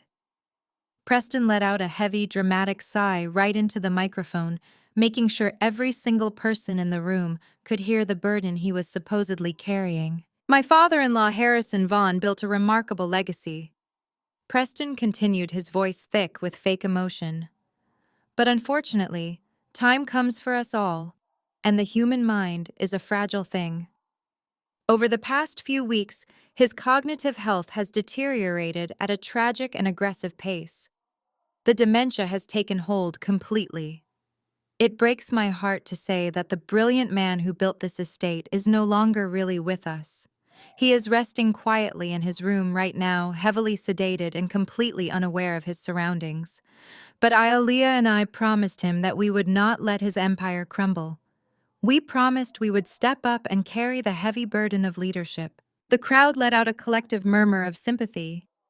I watched the wealthy guests nodding their heads in respect, completely falling for the illusion of the devoted son-in-law stepping in to save a dying man's legacy. The sheer arrogance of him declaring me practically dead while standing on my own staircase was infuriating, but it played perfectly into the trap. I pushed my chair back from the security monitors and stood up, smoothing the lapels of my dark charcoal brioni suit. I unlocked the guest room door and slipped into the hidden servant corridor that ran behind the main walls of the estate. My footsteps were entirely silent as I climbed the narrow hidden stairs toward the second-floor landing. The air in the passageway was cool and smelled faintly of cedar. I moved with the predatory grace of a hunter who had successfully cornered his prey. Every step upward brought me closer to the massive oak double doors that overlooked the grand foyer. I reached the top landing and waited in the shadows, listening to the sound of Preston's voice echoing on the other side of the heavy wood. I pictured his smug face and the greed shining in his eyes as he spun his web of lies for the audience. Down below, Preston was seamlessly pivoting his speech from tragedy to predatory capitalism. But even in the face of this family tragedy, business must continue, he announced, his voice suddenly gaining volume and authority. The logistics network Harrison built is vast, but it is outdated. It requires fresh blood and modern innovation. Earlier this week, Harrison officially granted me full power of attorney and absolute executive control over his entire portfolio. I am now the sole managing director of the Vaughn logistics empire. A round of polite applause broke out among the guests. Aaliyah beamed, looking around the room with haughty pride, playing the role of the wealthy heiress to perfection. She was practically glowing with the thrill of unearned success. Preston raised his champagne glass to accept the praise before leaning back into the microphone. His eyes scanned the crowd, specifically targeting the aggressive creditors he owed money to and the wealthy venture capitalists he wanted to defraud next. And because I believe in moving forward, Preston declared, I am officially announcing the launch of the Vaughn Vanguard Fund. We are opening an exclusive closed-door investment round of $10 million to modernize the supply chain network and integrate cutting-edge artificial intelligence into our shipping routes. This is a ground-floor opportunity for our most trusted partners. The returns will be astronomical, and because I now control the primary assets, there is zero risk involved. We are taking immediate capital commitments starting tonight. It was a brazen, brilliant con. He was using my money, my name, and my house to validate a completely fictional investment fund. The creditors who had wanted him arrested a month ago were now salivating at the prospect of doubling their money. The Atlanta elite were leaning in, whispering to each other about getting in on the deal. Preston stood there at the absolute peak of his arrogance, completely intoxicated by his own lies. He believed he was untouchable. He thought he had successfully stolen my past, my present, and my future. I stood just behind the heavy oak double doors at the top of the grand staircase. The polished wood was cool against the palms of my hands. I could hear him laughing, basking in the adulation of the crowd. I took one final deep breath, letting the cold, focused energy fill every single cell in my body. The 12 years of absence, the blatant disrespect, the attempt to poison my mind, it had all led to this exact fraction of a second. Preston raised his glass high into the air. So please raise your glasses with me. Preston shouted triumphantly, to the future of the Vaughn Empire and to the incredible new wealth we are all about to share. Cheers! Just as the crowd prepared to echo his cheer and raise their crystal glasses, a sudden piercing frequency sliced through the room. The microphone in Preston's hand emitted a deafening, agonizing screech of electronic feedback. The guests winced, covering their ears and groaning in pain as the sharp noise shattered the elegant atmosphere. Preston fumbled with the microphone, looking confused and annoyed as he tried to switch it off. In that exact moment of chaotic distraction, I firmly pushed both hands against the polished wood. The massive oak double doors at the top of the grand staircase swung open with a heavy, authoritative thud. The heavy oak doors struck the wall with a booming crash that reverberated through the massive foyer, instantly cutting through the lingering electronic feedback of the microphone. Every single face in the crowd turned upward. Hundreds of pairs of eyes locked onto the second-floor landing. The silence that fell over the room was absolute and suffocating. It was the kind of breathless quiet that precedes a devastating storm. They were expecting to see a confused, dying old man wandering out of his bedroom in a soiled bathrobe. Instead, they saw me. I stood at the top of the grand sweeping staircase, looking down at the sea of socialites, investors, and greedy creditors. I was not slouching. My hands were not trembling. The fake vacant stare I had maintained for 2 agonizing weeks was completely gone, replaced by a cold, penetrating glare that pinned Preston exactly where he stood.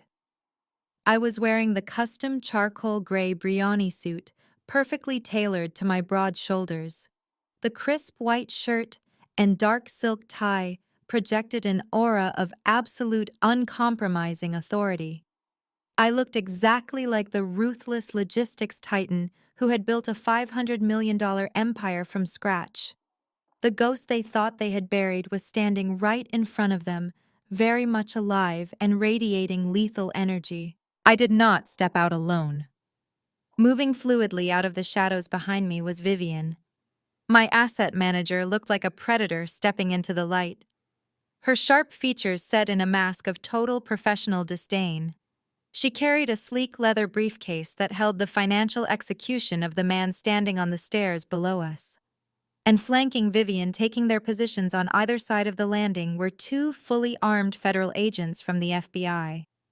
They wore dark tactical jackets with large yellow letters printed across their backs.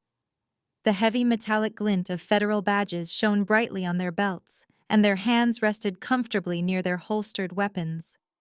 The sheer visual impact of federal law enforcement arriving at a high society gala sent a shockwave of pure terror rippling through the crowd.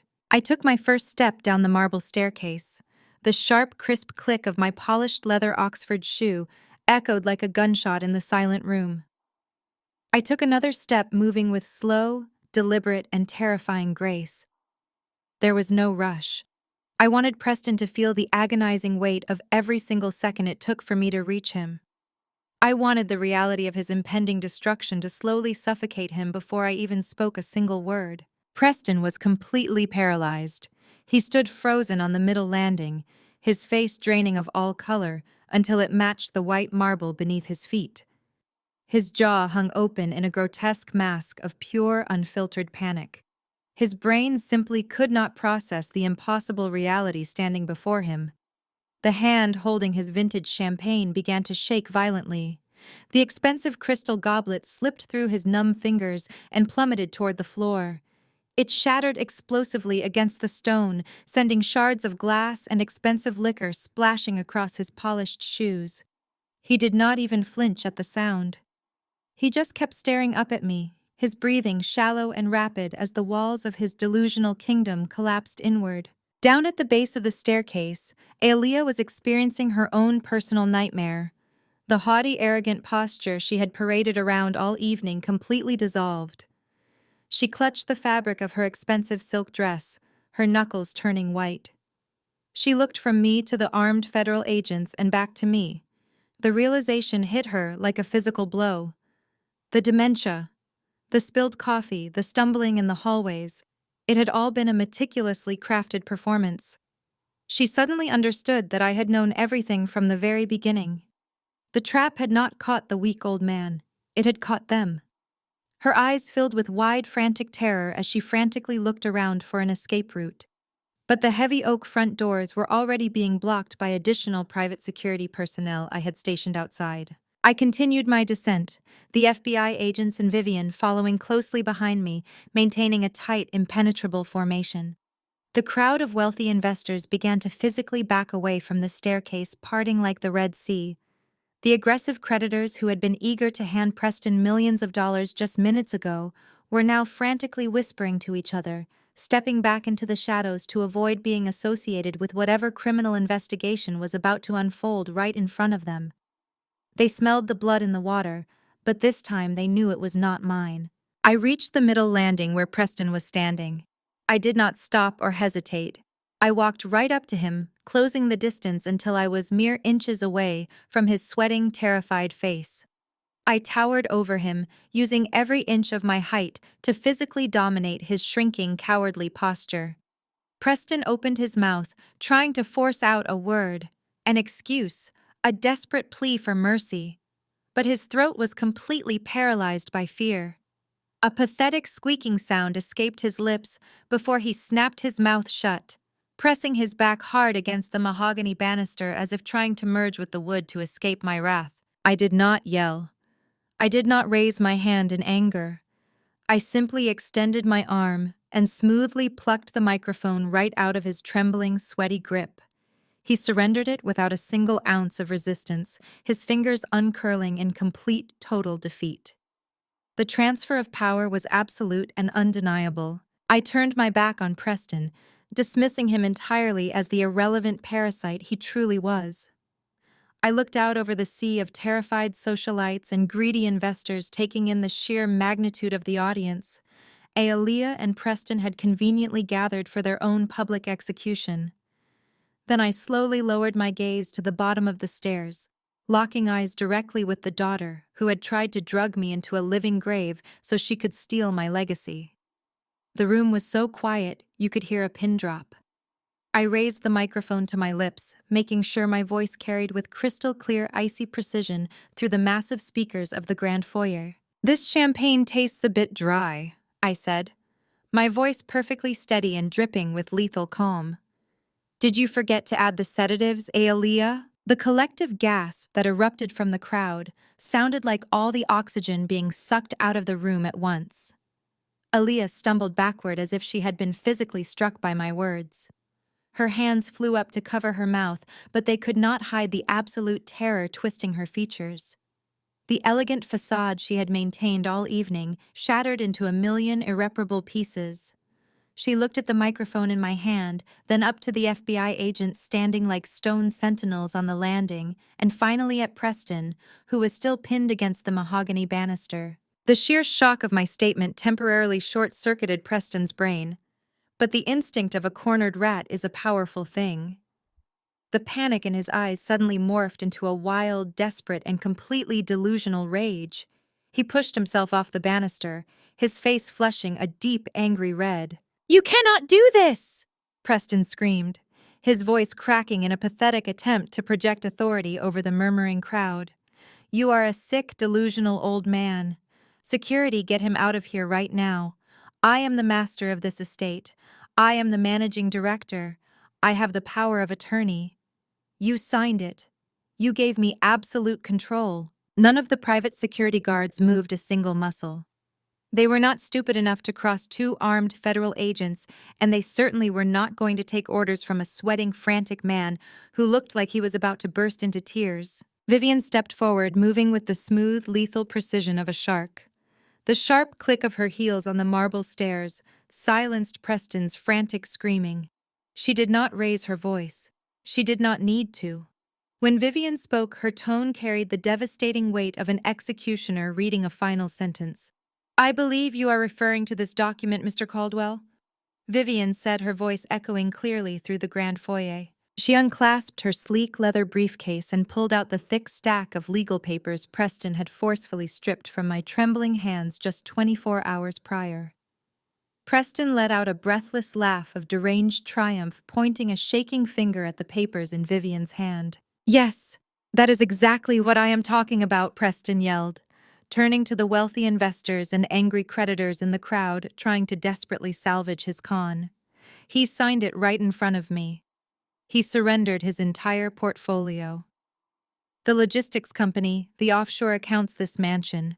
It all belongs to me now. That piece of paper proves it." Vivian did not smile. She simply flipped to the final page of the General Durable Power of Attorney and held it up high so the bright light of the crystal chandelier illuminated the thick legal paper for everyone to see. "You mean this signature line, Mr. Caldwell?" Vivian asked, tilting the paper so Preston had a direct, unobstructed view of the bottom margin. Preston squinted at the page. The arrogant, victorious grin on his face instantly vanished, replaced by a look of sheer, unadulterated horror. His eyes bulged out of his head and he stumbled forward, gripping the banister to keep his knees from completely giving out. The line where my jagged, trembling signature had been written the day before was entirely blank. The specialized chemical ink had completely evaporated, leaving absolutely no trace that a pen had ever touched the paper. The document was completely devoid of my authorization. It was nothing more than a worthless stack of expensive printer paper. "No," Preston gasped, shaking his head wildly. "No, that is impossible. I saw you sign it, Harrison. I watched you write your name. This is a trick. It is a forgery. You swapped the papers. There is no trick, Preston," I said, my voice perfectly level. "You were just too blinded by your own greed to notice the pen I was using." "This document is legally void," Vivian announced to the silent, horrified crowd. "Mr. Vaughn retains absolute and total capacity over his personal and professional life. You, Preston Caldwell, hold no authority, no title, and no access to any of Mr. Vaughn's assets." Preston looked like he was suffocating. He clawed at his expensive silk tie, his chest heaving as he tried to process the total evaporation of his imaginary billionaire status. "But I am his son-in-law," he stammered desperately, turning to the creditors who were now glaring at him with lethal intent. "Aaliyah is his only daughter. Even without the power of attorney, we are his immediate family. We have legal rights to the estate. We live here." Vivian let out a sharp, humorless laugh that cut through his pathetic rambling. "That is the most amusing part of your delusion, Mr. Caldwell," Vivian said smoothly, sliding the blank power of attorney back into her briefcase and pulling out a completely different heavy-bound ledger. "You are standing in a house you do not own, throwing a party with money. You do not have trying to steal an empire that does not even belong to the man you are trying to steal it from." The entire room froze. Even Preston stopped his frantic hyperventilating. Aaliyah took a step forward from the bottom of the stairs, her eyes wide with fresh confusion. "What are you talking about?" Aaliyah demanded, her voice trembling. "This is my father's house. He bought it. He owns the company. It is my inheritance." Vivian looked down at Aaliyah with absolute professional contempt. "Harrison Vaughn has not legally owned this mansion, the logistics empire, or the $500 million in liquid assets for over 5 years. The moment he acquired the bulk of his wealth, he instructed my firm to execute a total asset transfer. Every single warehouse, every bank account, every piece of art in this building was transferred into an ironclad, irrevocable trust." Vivian paused, letting the heavy legal terms sink into the minds of the greedy scavengers in the room. "An irrevocable trust cannot be altered, modified, or broken by anyone, including Mr. Vaughn himself," Vivian explained, her voice carrying clearly to the back of the room. "And the sole beneficiaries of that massive trust are Leo and Mia Caldwell. The assets are locked completely out of reach until the children turn 25 years old. You and your husband Aaliyah own absolutely nothing. You have zero equity, zero claim, and zero access. You are completely, utterly penniless." The revelation hit the room like a bomb. The wealthy socialites gasped, clutching their pearls. The investors who had been ready to hand Preston $10 million physically recoiled, looking at him as if he were covered in toxic waste. Preston slumped against the wall, his mouth opening and closing silently, his entire reality completely annihilated in a matter of seconds. He had spent weeks plotting to steal an empire that was legally untouchable. At the bottom of the stairs, Aaliyah completely lost her mind. The elegant, sophisticated mask she had worn all evening melted away, revealing the frantic, entitled child underneath. She began waving her arms wildly, pointing a shaking finger up at me. "He is lying!" Aaliyah screamed at the top of her lungs, her voice echoing shrilly off the marble walls. My father is a sick, manipulative liar. He is just making this up to punish me. Do not listen to him. He is crazy. He is losing his mind. He has been wandering the halls forgetting his own name. He needs to be committed. She turned to the crowd of elite guests, crying hysterical, tearless sobs, trying desperately to play the victim one last time. She was hoping to manipulate the room into believing I was just a cruel, abusive father, attempting to publicly humiliate his devoted, loving daughter. I did not raise my voice to argue with her. I did not need to defend myself against the desperate shrieks of a cornered parasite. I simply smiled, looking down at her frantic performance with absolute icy calm. I raised my arm and slowly pointed the microphone toward the massive white projector screen hanging high above the grand foyer, the very same screen Preston had set up to pitch his fraudulent investment fund. The massive white canvas hanging high above the grand foyer flickered to life with a brilliant, blinding flash. The bright projector beam cut sharply through the dim, ambient lighting of the party, casting a stark, harsh glare over the upturned faces of the wealthy elite. Preston had hooked his personal laptop up to the audio-visual system earlier that evening, eager to show off his fake financial graphs and projected revenues. He had completely failed to realize that Vivian had seamlessly overridden the wireless network, taking absolute control of the entire digital system. The high-definition video feed appeared on the screen, towering 20 feet high for every single person in the room to see clearly. It was the hidden camera footage from my kitchen recorded just 48 hours prior. The timestamp in the top right corner blinked relentlessly, proving exactly the date and time the crime took place. The crisp audio kicked in, echoing through the expensive surround sound speakers that Preston had rented using my corporate credit card. The entire crowd fell into a suffocating, dead silence as the larger-than-life image of Ayalea appeared on the projection screen. She was standing at the marble kitchen island, wearing the exact same designer cardigan she had on right now. The video showed her casually placing my favorite ceramic mug on the counter and dropping a tea bag inside. The audio picked up the soft, innocent sound of her humming a tune under her breath, completely relaxed as she prepared to destroy my mind. Then the audience watched in breathless horror as the digital version of my daughter reached deep into the pocket of her sweater. She pulled out the small, unmarked plastic bag filled with the heavy, chalky illicit sedatives. The gasps in the grand foyer started as a low, rippling wave of shock as Ayalea grabbed the heavy wooden rolling pin from the drawer. The sound of her crushing the massive pills echoed violently through the party. Crack, crack, crack. The harsh grinding noise filled the room, serving as a terrifying soundtrack to a daughter's ultimate betrayal. The camera zoomed in, digitally enhanced by Vivian, to provide absolute, undeniable clarity as Ayalea methodically swept every single grain of the toxic white powder directly into my chamomile tea. The crowd watched her pour the boiling water over the poison, stirring it vigorously to hide the cloudy residue. The reaction from the Atlanta elite was instantaneous and utterly devastating.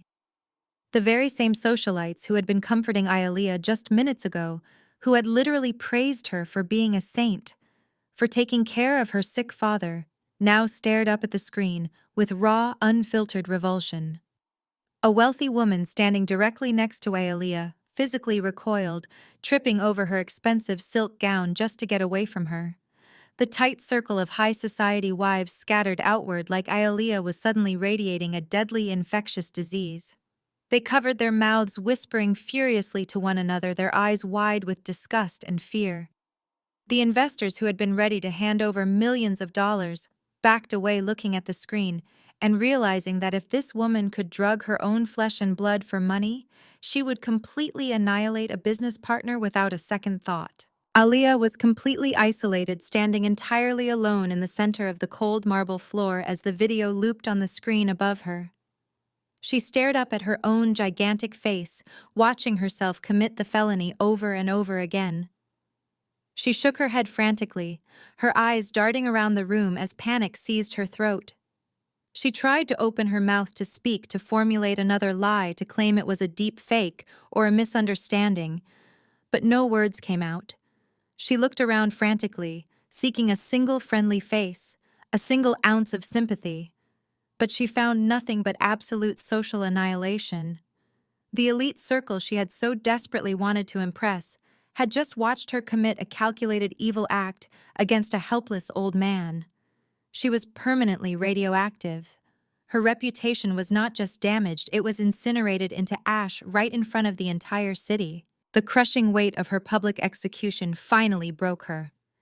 Aaliyah sank to her knees on the cold stone floor, weeping uncontrollably as the reality of her total destruction collapsed her perfectly curated world.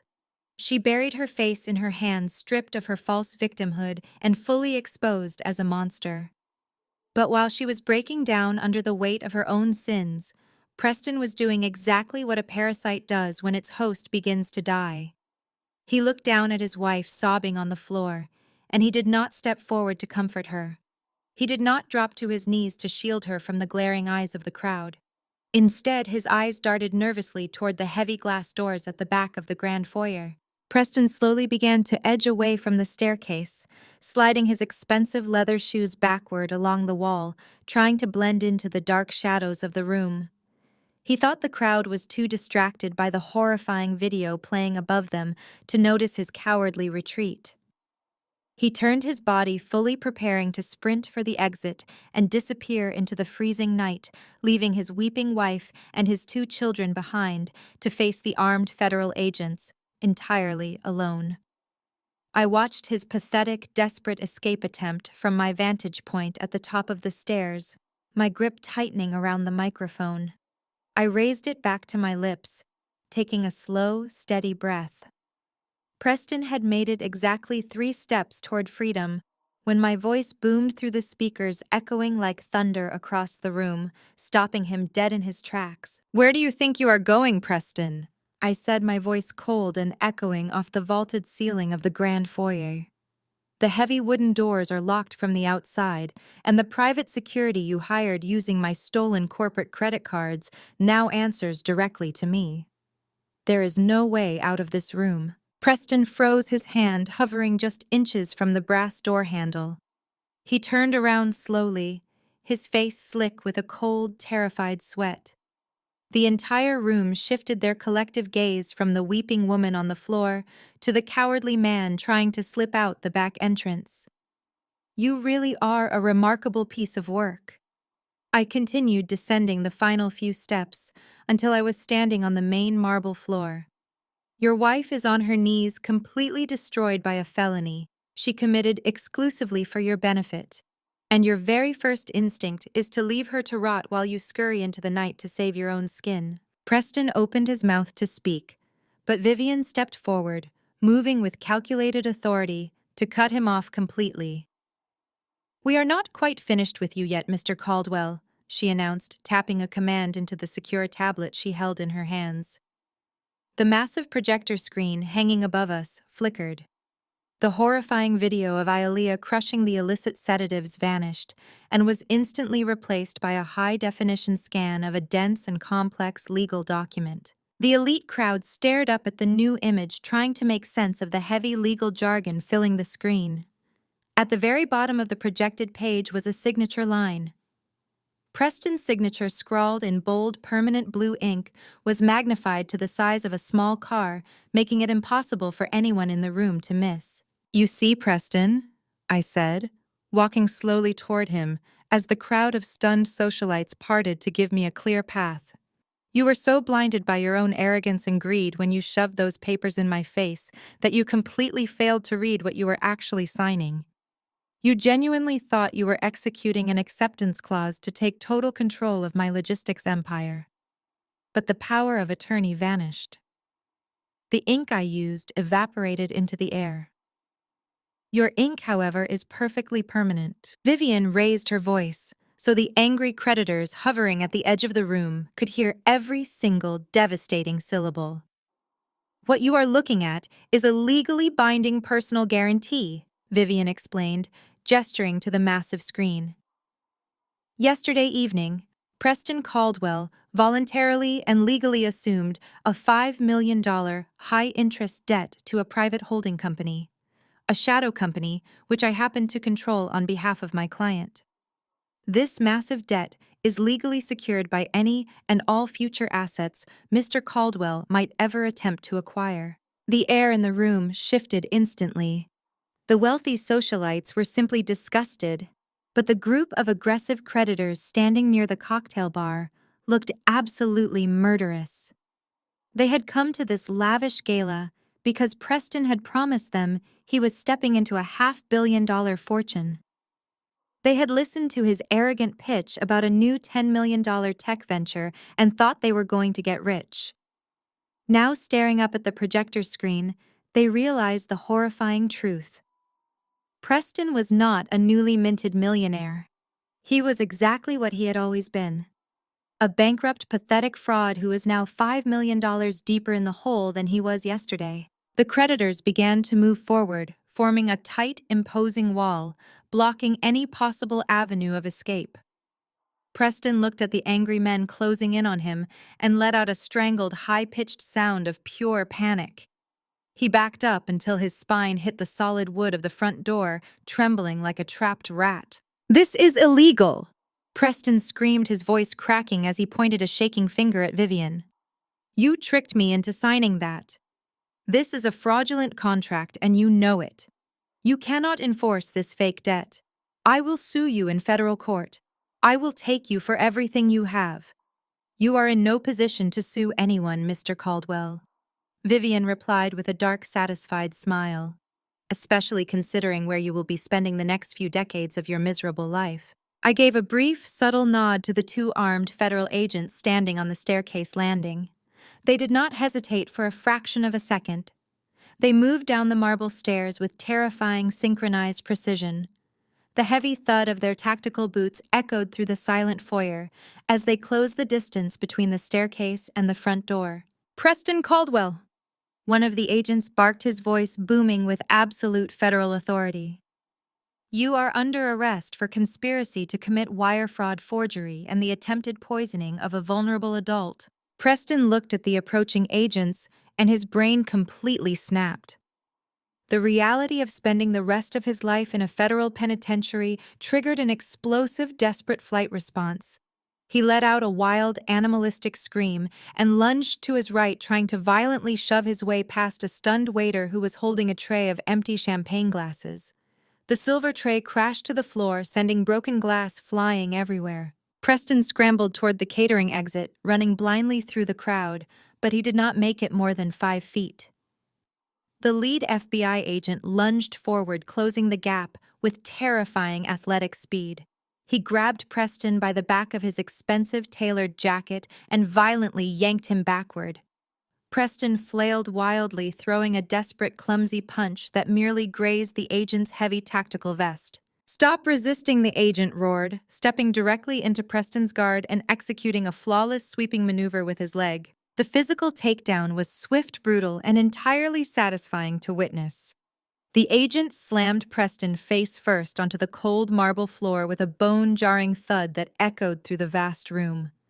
All the breath rushed out of Preston's lungs in a loud, pathetic wheeze.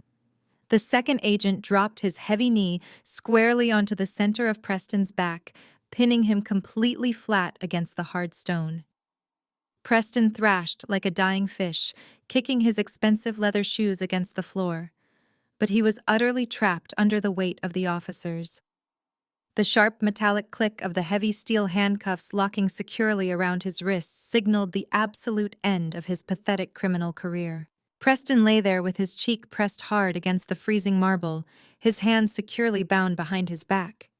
The arrogant tech visionary who had strutted down my staircase just 20 minutes ago, treating my home like his personal kingdom, was completely gone. In his place was a sniveling, weeping coward who had finally run out of lies. He twisted his neck, looking desperately across the floor, until his frantic eyes locked onto Ayalea, who was still kneeling and sobbing nearby, completely destroyed by the evening. "It was her," Preston screamed at the top of his lungs, his voice echoing shrilly in the vaulted foyer for everyone to hear. "She made me do it. It was all her idea from the very beginning. She crushed the pills. She wanted to poison him so we could take the house. I did not want to do it." She is crazy. She is the one you want. She forced me to sign those papers to protect her. Do not take me to prison, please. She is the mastermind. I stood perfectly still, looking down at the broken man who was begging for mercy by throwing the mother of his children to the wolves, proving to the entire world exactly how worthless he truly was. The two federal agents hauled Preston up from the marble floor, pulling him by his arms like a pathetic sack of garbage. His expensive suit was rumpled and stained with the spilled champagne from his shattered glass. He was still screaming, kicking his legs, and frantically begging the agents to arrest his wife instead of him as they dragged him across the grand foyer. The wealthy elite parted seamlessly, allowing the agents a clear path to the exit, completely turning their backs on the man they had been praising just moments before. The heavy front doors opened and Preston was shoved out into the freezing night air. His cowardly cries abruptly cut off as the heavy oak slammed shut behind him, leaving a ringing, suffocating silence in the massive room. Alia remained on the floor staring at the closed doors. Her husband had just sold her out without a fraction of a second of hesitation.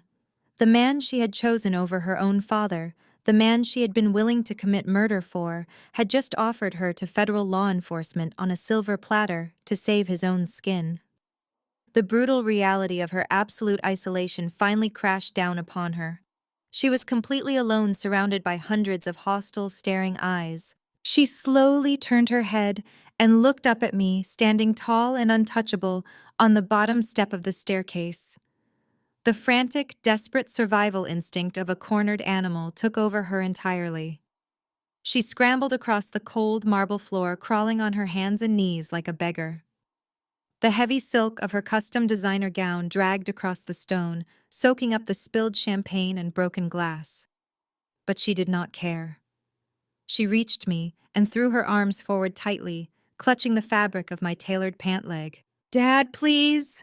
she sobbed hysterically, burying her tear-streaked face against my shin.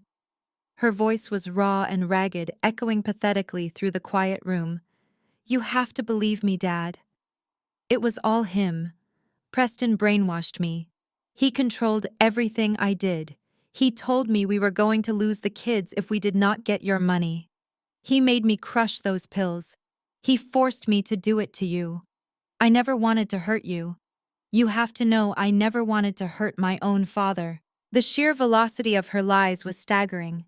Just 48 hours ago, I had watched her on the hidden camera casually humming a cheerful tune while she ground heavy sedatives into a fine powder to destroy my brain. She had not been under duress. She had not been forced. She had enjoyed every single second of her perceived victory. And now she was desperately trying to rewrite history, playing the fragile, abused wife to manipulate whatever lingering shred of paternal love she thought I still harbored. "I am your daughter," she wailed, her fingers digging desperately into the wool of my suit. "We are family. We are blood, Dad. You cannot let them take me to prison. You cannot let me lose my children. Please forgive me. I will do anything you want. I will take care of you. Just please remember that we are blood." I looked down at the weeping, trembling woman clinging to my leg. 12 years ago, this exact same woman had hurled a glass of wine at my head and promised I would die completely alone. 2 days ago, she had actively tried to poison me into a living coma. I looked at her tear-soaked face, and I searched my heart for even a single ounce of empathy. I searched for the father who used to read her bedtime stories and hold her hand when she was afraid of the dark. I found absolutely nothing. The well was completely dry. The glacier in my chest was absolute and unyielding. I reached down with both hands. I did not reach down to stroke her hair. I did not reach down to pull her into a forgiving embrace. I reached down and methodically grabbed her wrists. My grip was cold, firm, and completely devoid of any affection. I slowly and deliberately pried her trembling fingers off the fabric of my suit, peeling her away from me like a persistent parasite. She gasped, looking up at me with wide, terrified eyes as I physically rejected her touch. I took a deliberate step backward, putting a solid boundary of cold marble between us. I looked down into her eyes, letting her see the vast, endless emptiness where her father used to be. "Blood just means we share DNA." I said, my voice perfectly level and as sharp as a scalpel, dropping every word onto her like a physical blow. Loyalty makes you family. You are nothing to me. The words struck her with devastating finality. The last tiny sliver of hope in her eyes extinguished completely. She collapsed back onto her heels, wrapping her arms around her own stomach as if trying to hold her shattered reality together. She let out a hollow, broken wail that sounded barely human, rocking back and forth on the floor. "I have nothing left!" Aaliyah choked out between racking sobs, her makeup running in dark, muddy streaks down her cheeks. "You took my husband. You took our money. My reputation is destroyed. I am going to prison. What more do you want from me? Why did you do all of this just to punish us?" I looked down at her pathetic, crumpled form and allowed a small, cold smile to touch the corners of my mouth. The wealthy guests in the room watched in absolute silence, hanging on every word of my final judgment. "You flatter yourself, Aaliyah," I said smoothly, adjusting my silk tie.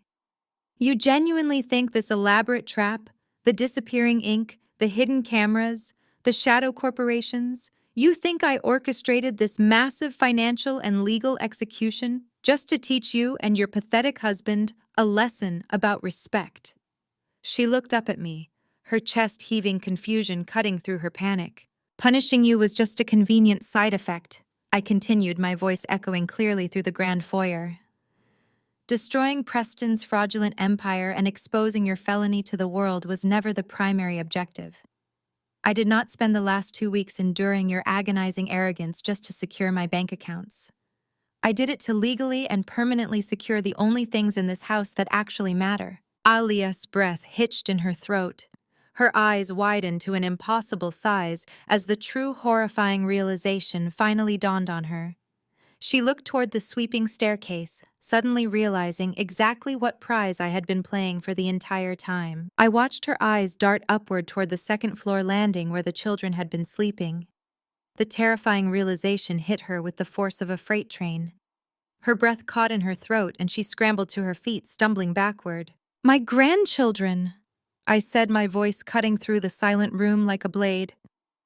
"That is what this was all about, Aaliyah. You and Preston were actively poisoning the minds of Leo and Mia, teaching them to be greedy little scavengers waiting for me to die. I could not just teach you a lesson. I had to completely annihilate your ability to ever control those children again." Aaliyah shook her head wildly, reaching out her trembling hands. "You cannot take my kids!" she screamed. "You have no right. I am their mother." "You lost the right to call yourself a mother the moment you decided to commit a felony in front of a hidden camera," I replied smoothly. Vivian stepped forward again, holding a fresh stack of legal documents. "Earlier this afternoon, while you were busy preparing for your lavish little party, my legal team filed an emergency petition for temporary physical and legal custody of both Leo and Mia," I explained, watching the last drop of hope drain from her face. "We presented the judge with the high-definition video footage of you crushing illicit sedatives into my tea. We demonstrated that you and your husband are in active, immediate danger to the physical and psychological well-being of those minors." The judge signed the emergency custody order without a single hesitation. Aaliyah let out a gut-wrenching shriek of pure agony. She lunged toward the staircase, completely unhinged, but the private security guards stepped forward instantly, blocking her path with their massive frames. She clawed at their suits, weeping and begging, but they did not budge an inch. "They are already packing their things upstairs," I said, my voice devoid of any pity.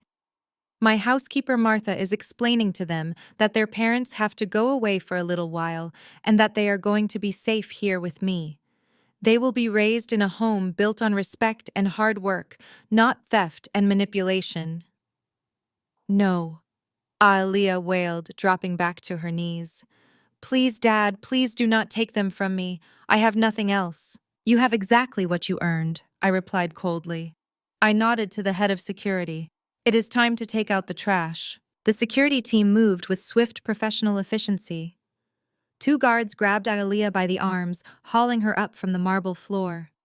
She kicked and screamed, fighting them with the desperate energy of a cornered rat, but her struggles were completely useless. As they dragged her toward the heavy front doors, a second team of guards emerged from the East Wing hallway.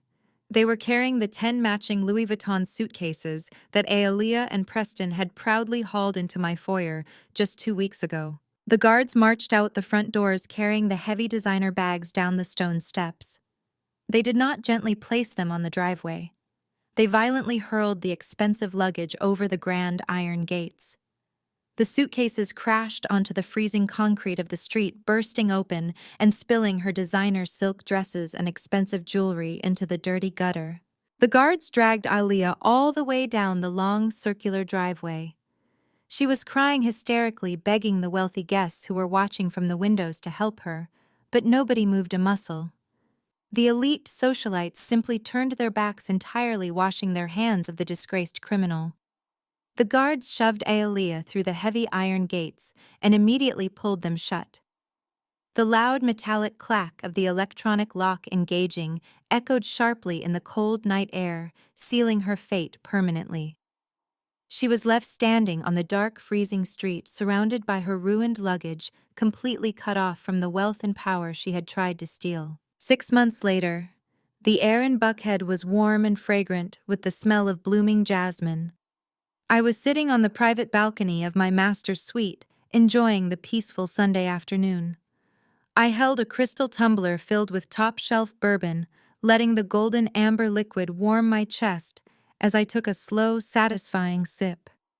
The chaos of that night had completely settled, leaving behind a pristine, quiet victory. Preston was exactly where he belonged. The federal prosecutors had absolutely zero mercy on him. Faced with overwhelming evidence, including the personal guarantee, the forged power of attorney, and the hidden camera footage, his public defender advised him to take a plea deal. He was currently serving a 15-year sentence in a maximum security federal penitentiary, completely stripped of his arrogant delusions. Aaliyah was not in prison, but her reality was arguably a much harsher punishment. The courts had permanently stripped her of her parental rights due to the extreme danger she posed. Burdened by the massive legal fees and completely cut off from my financial support, she had to face the brutal reality of the working class she had always despised. My private investigators reported that she was currently working a minimum wage night shift at a rundown convenience store, struggling to afford a tiny studio apartment on the wrong side of the city. Every single day she had to live with the agonizing knowledge that she had traded her family and her future for absolute nothingness. I leaned forward, resting my arms on the stone railing of the balcony, and looked down at the sprawling manicured garden below. Leo and Mia were running across the bright green grass, chasing my golden retriever with pure, unfiltered joy. The dark circles under their eyes were gone. The fear and anxiety their parents had instilled in them had been slowly replaced by genuine childish laughter. We had spent the last 6 months in intensive family therapy, unwinding the toxic lies Preston and Aaliyah had planted in their heads. They were finally safe, finally loved, and finally learning who their grandfather truly was. A man who would burn the world down to protect them. I took another slow sip of my bourbon, watching Mia throw a tennis ball across the lawn. The fortress I had built was no longer empty. It was filled with life and love and a legacy that could never be stolen. Sometimes the people who share your blood are the most dangerous enemies you will ever face. Have you ever had to ruthlessly cut off a toxic family member to protect the innocent ones? The most profound lesson from this story is that sharing blood does not automatically make someone true family. True family is built on a foundation of loyalty, respect, and unconditional love, not greed or entitlement. When toxic relatives use their biological connection as a weapon to manipulate, steal, and destroy, you have every right to cut them off to protect your own peace and the innocent lives involved. Walking away from abusive family members is not an act of cruelty, it is an act of total self-defense. You owe absolutely nothing to those who only view you as prey. Please hit the like button, subscribe to the channel, and share your own experiences with toxic relatives in the comments below.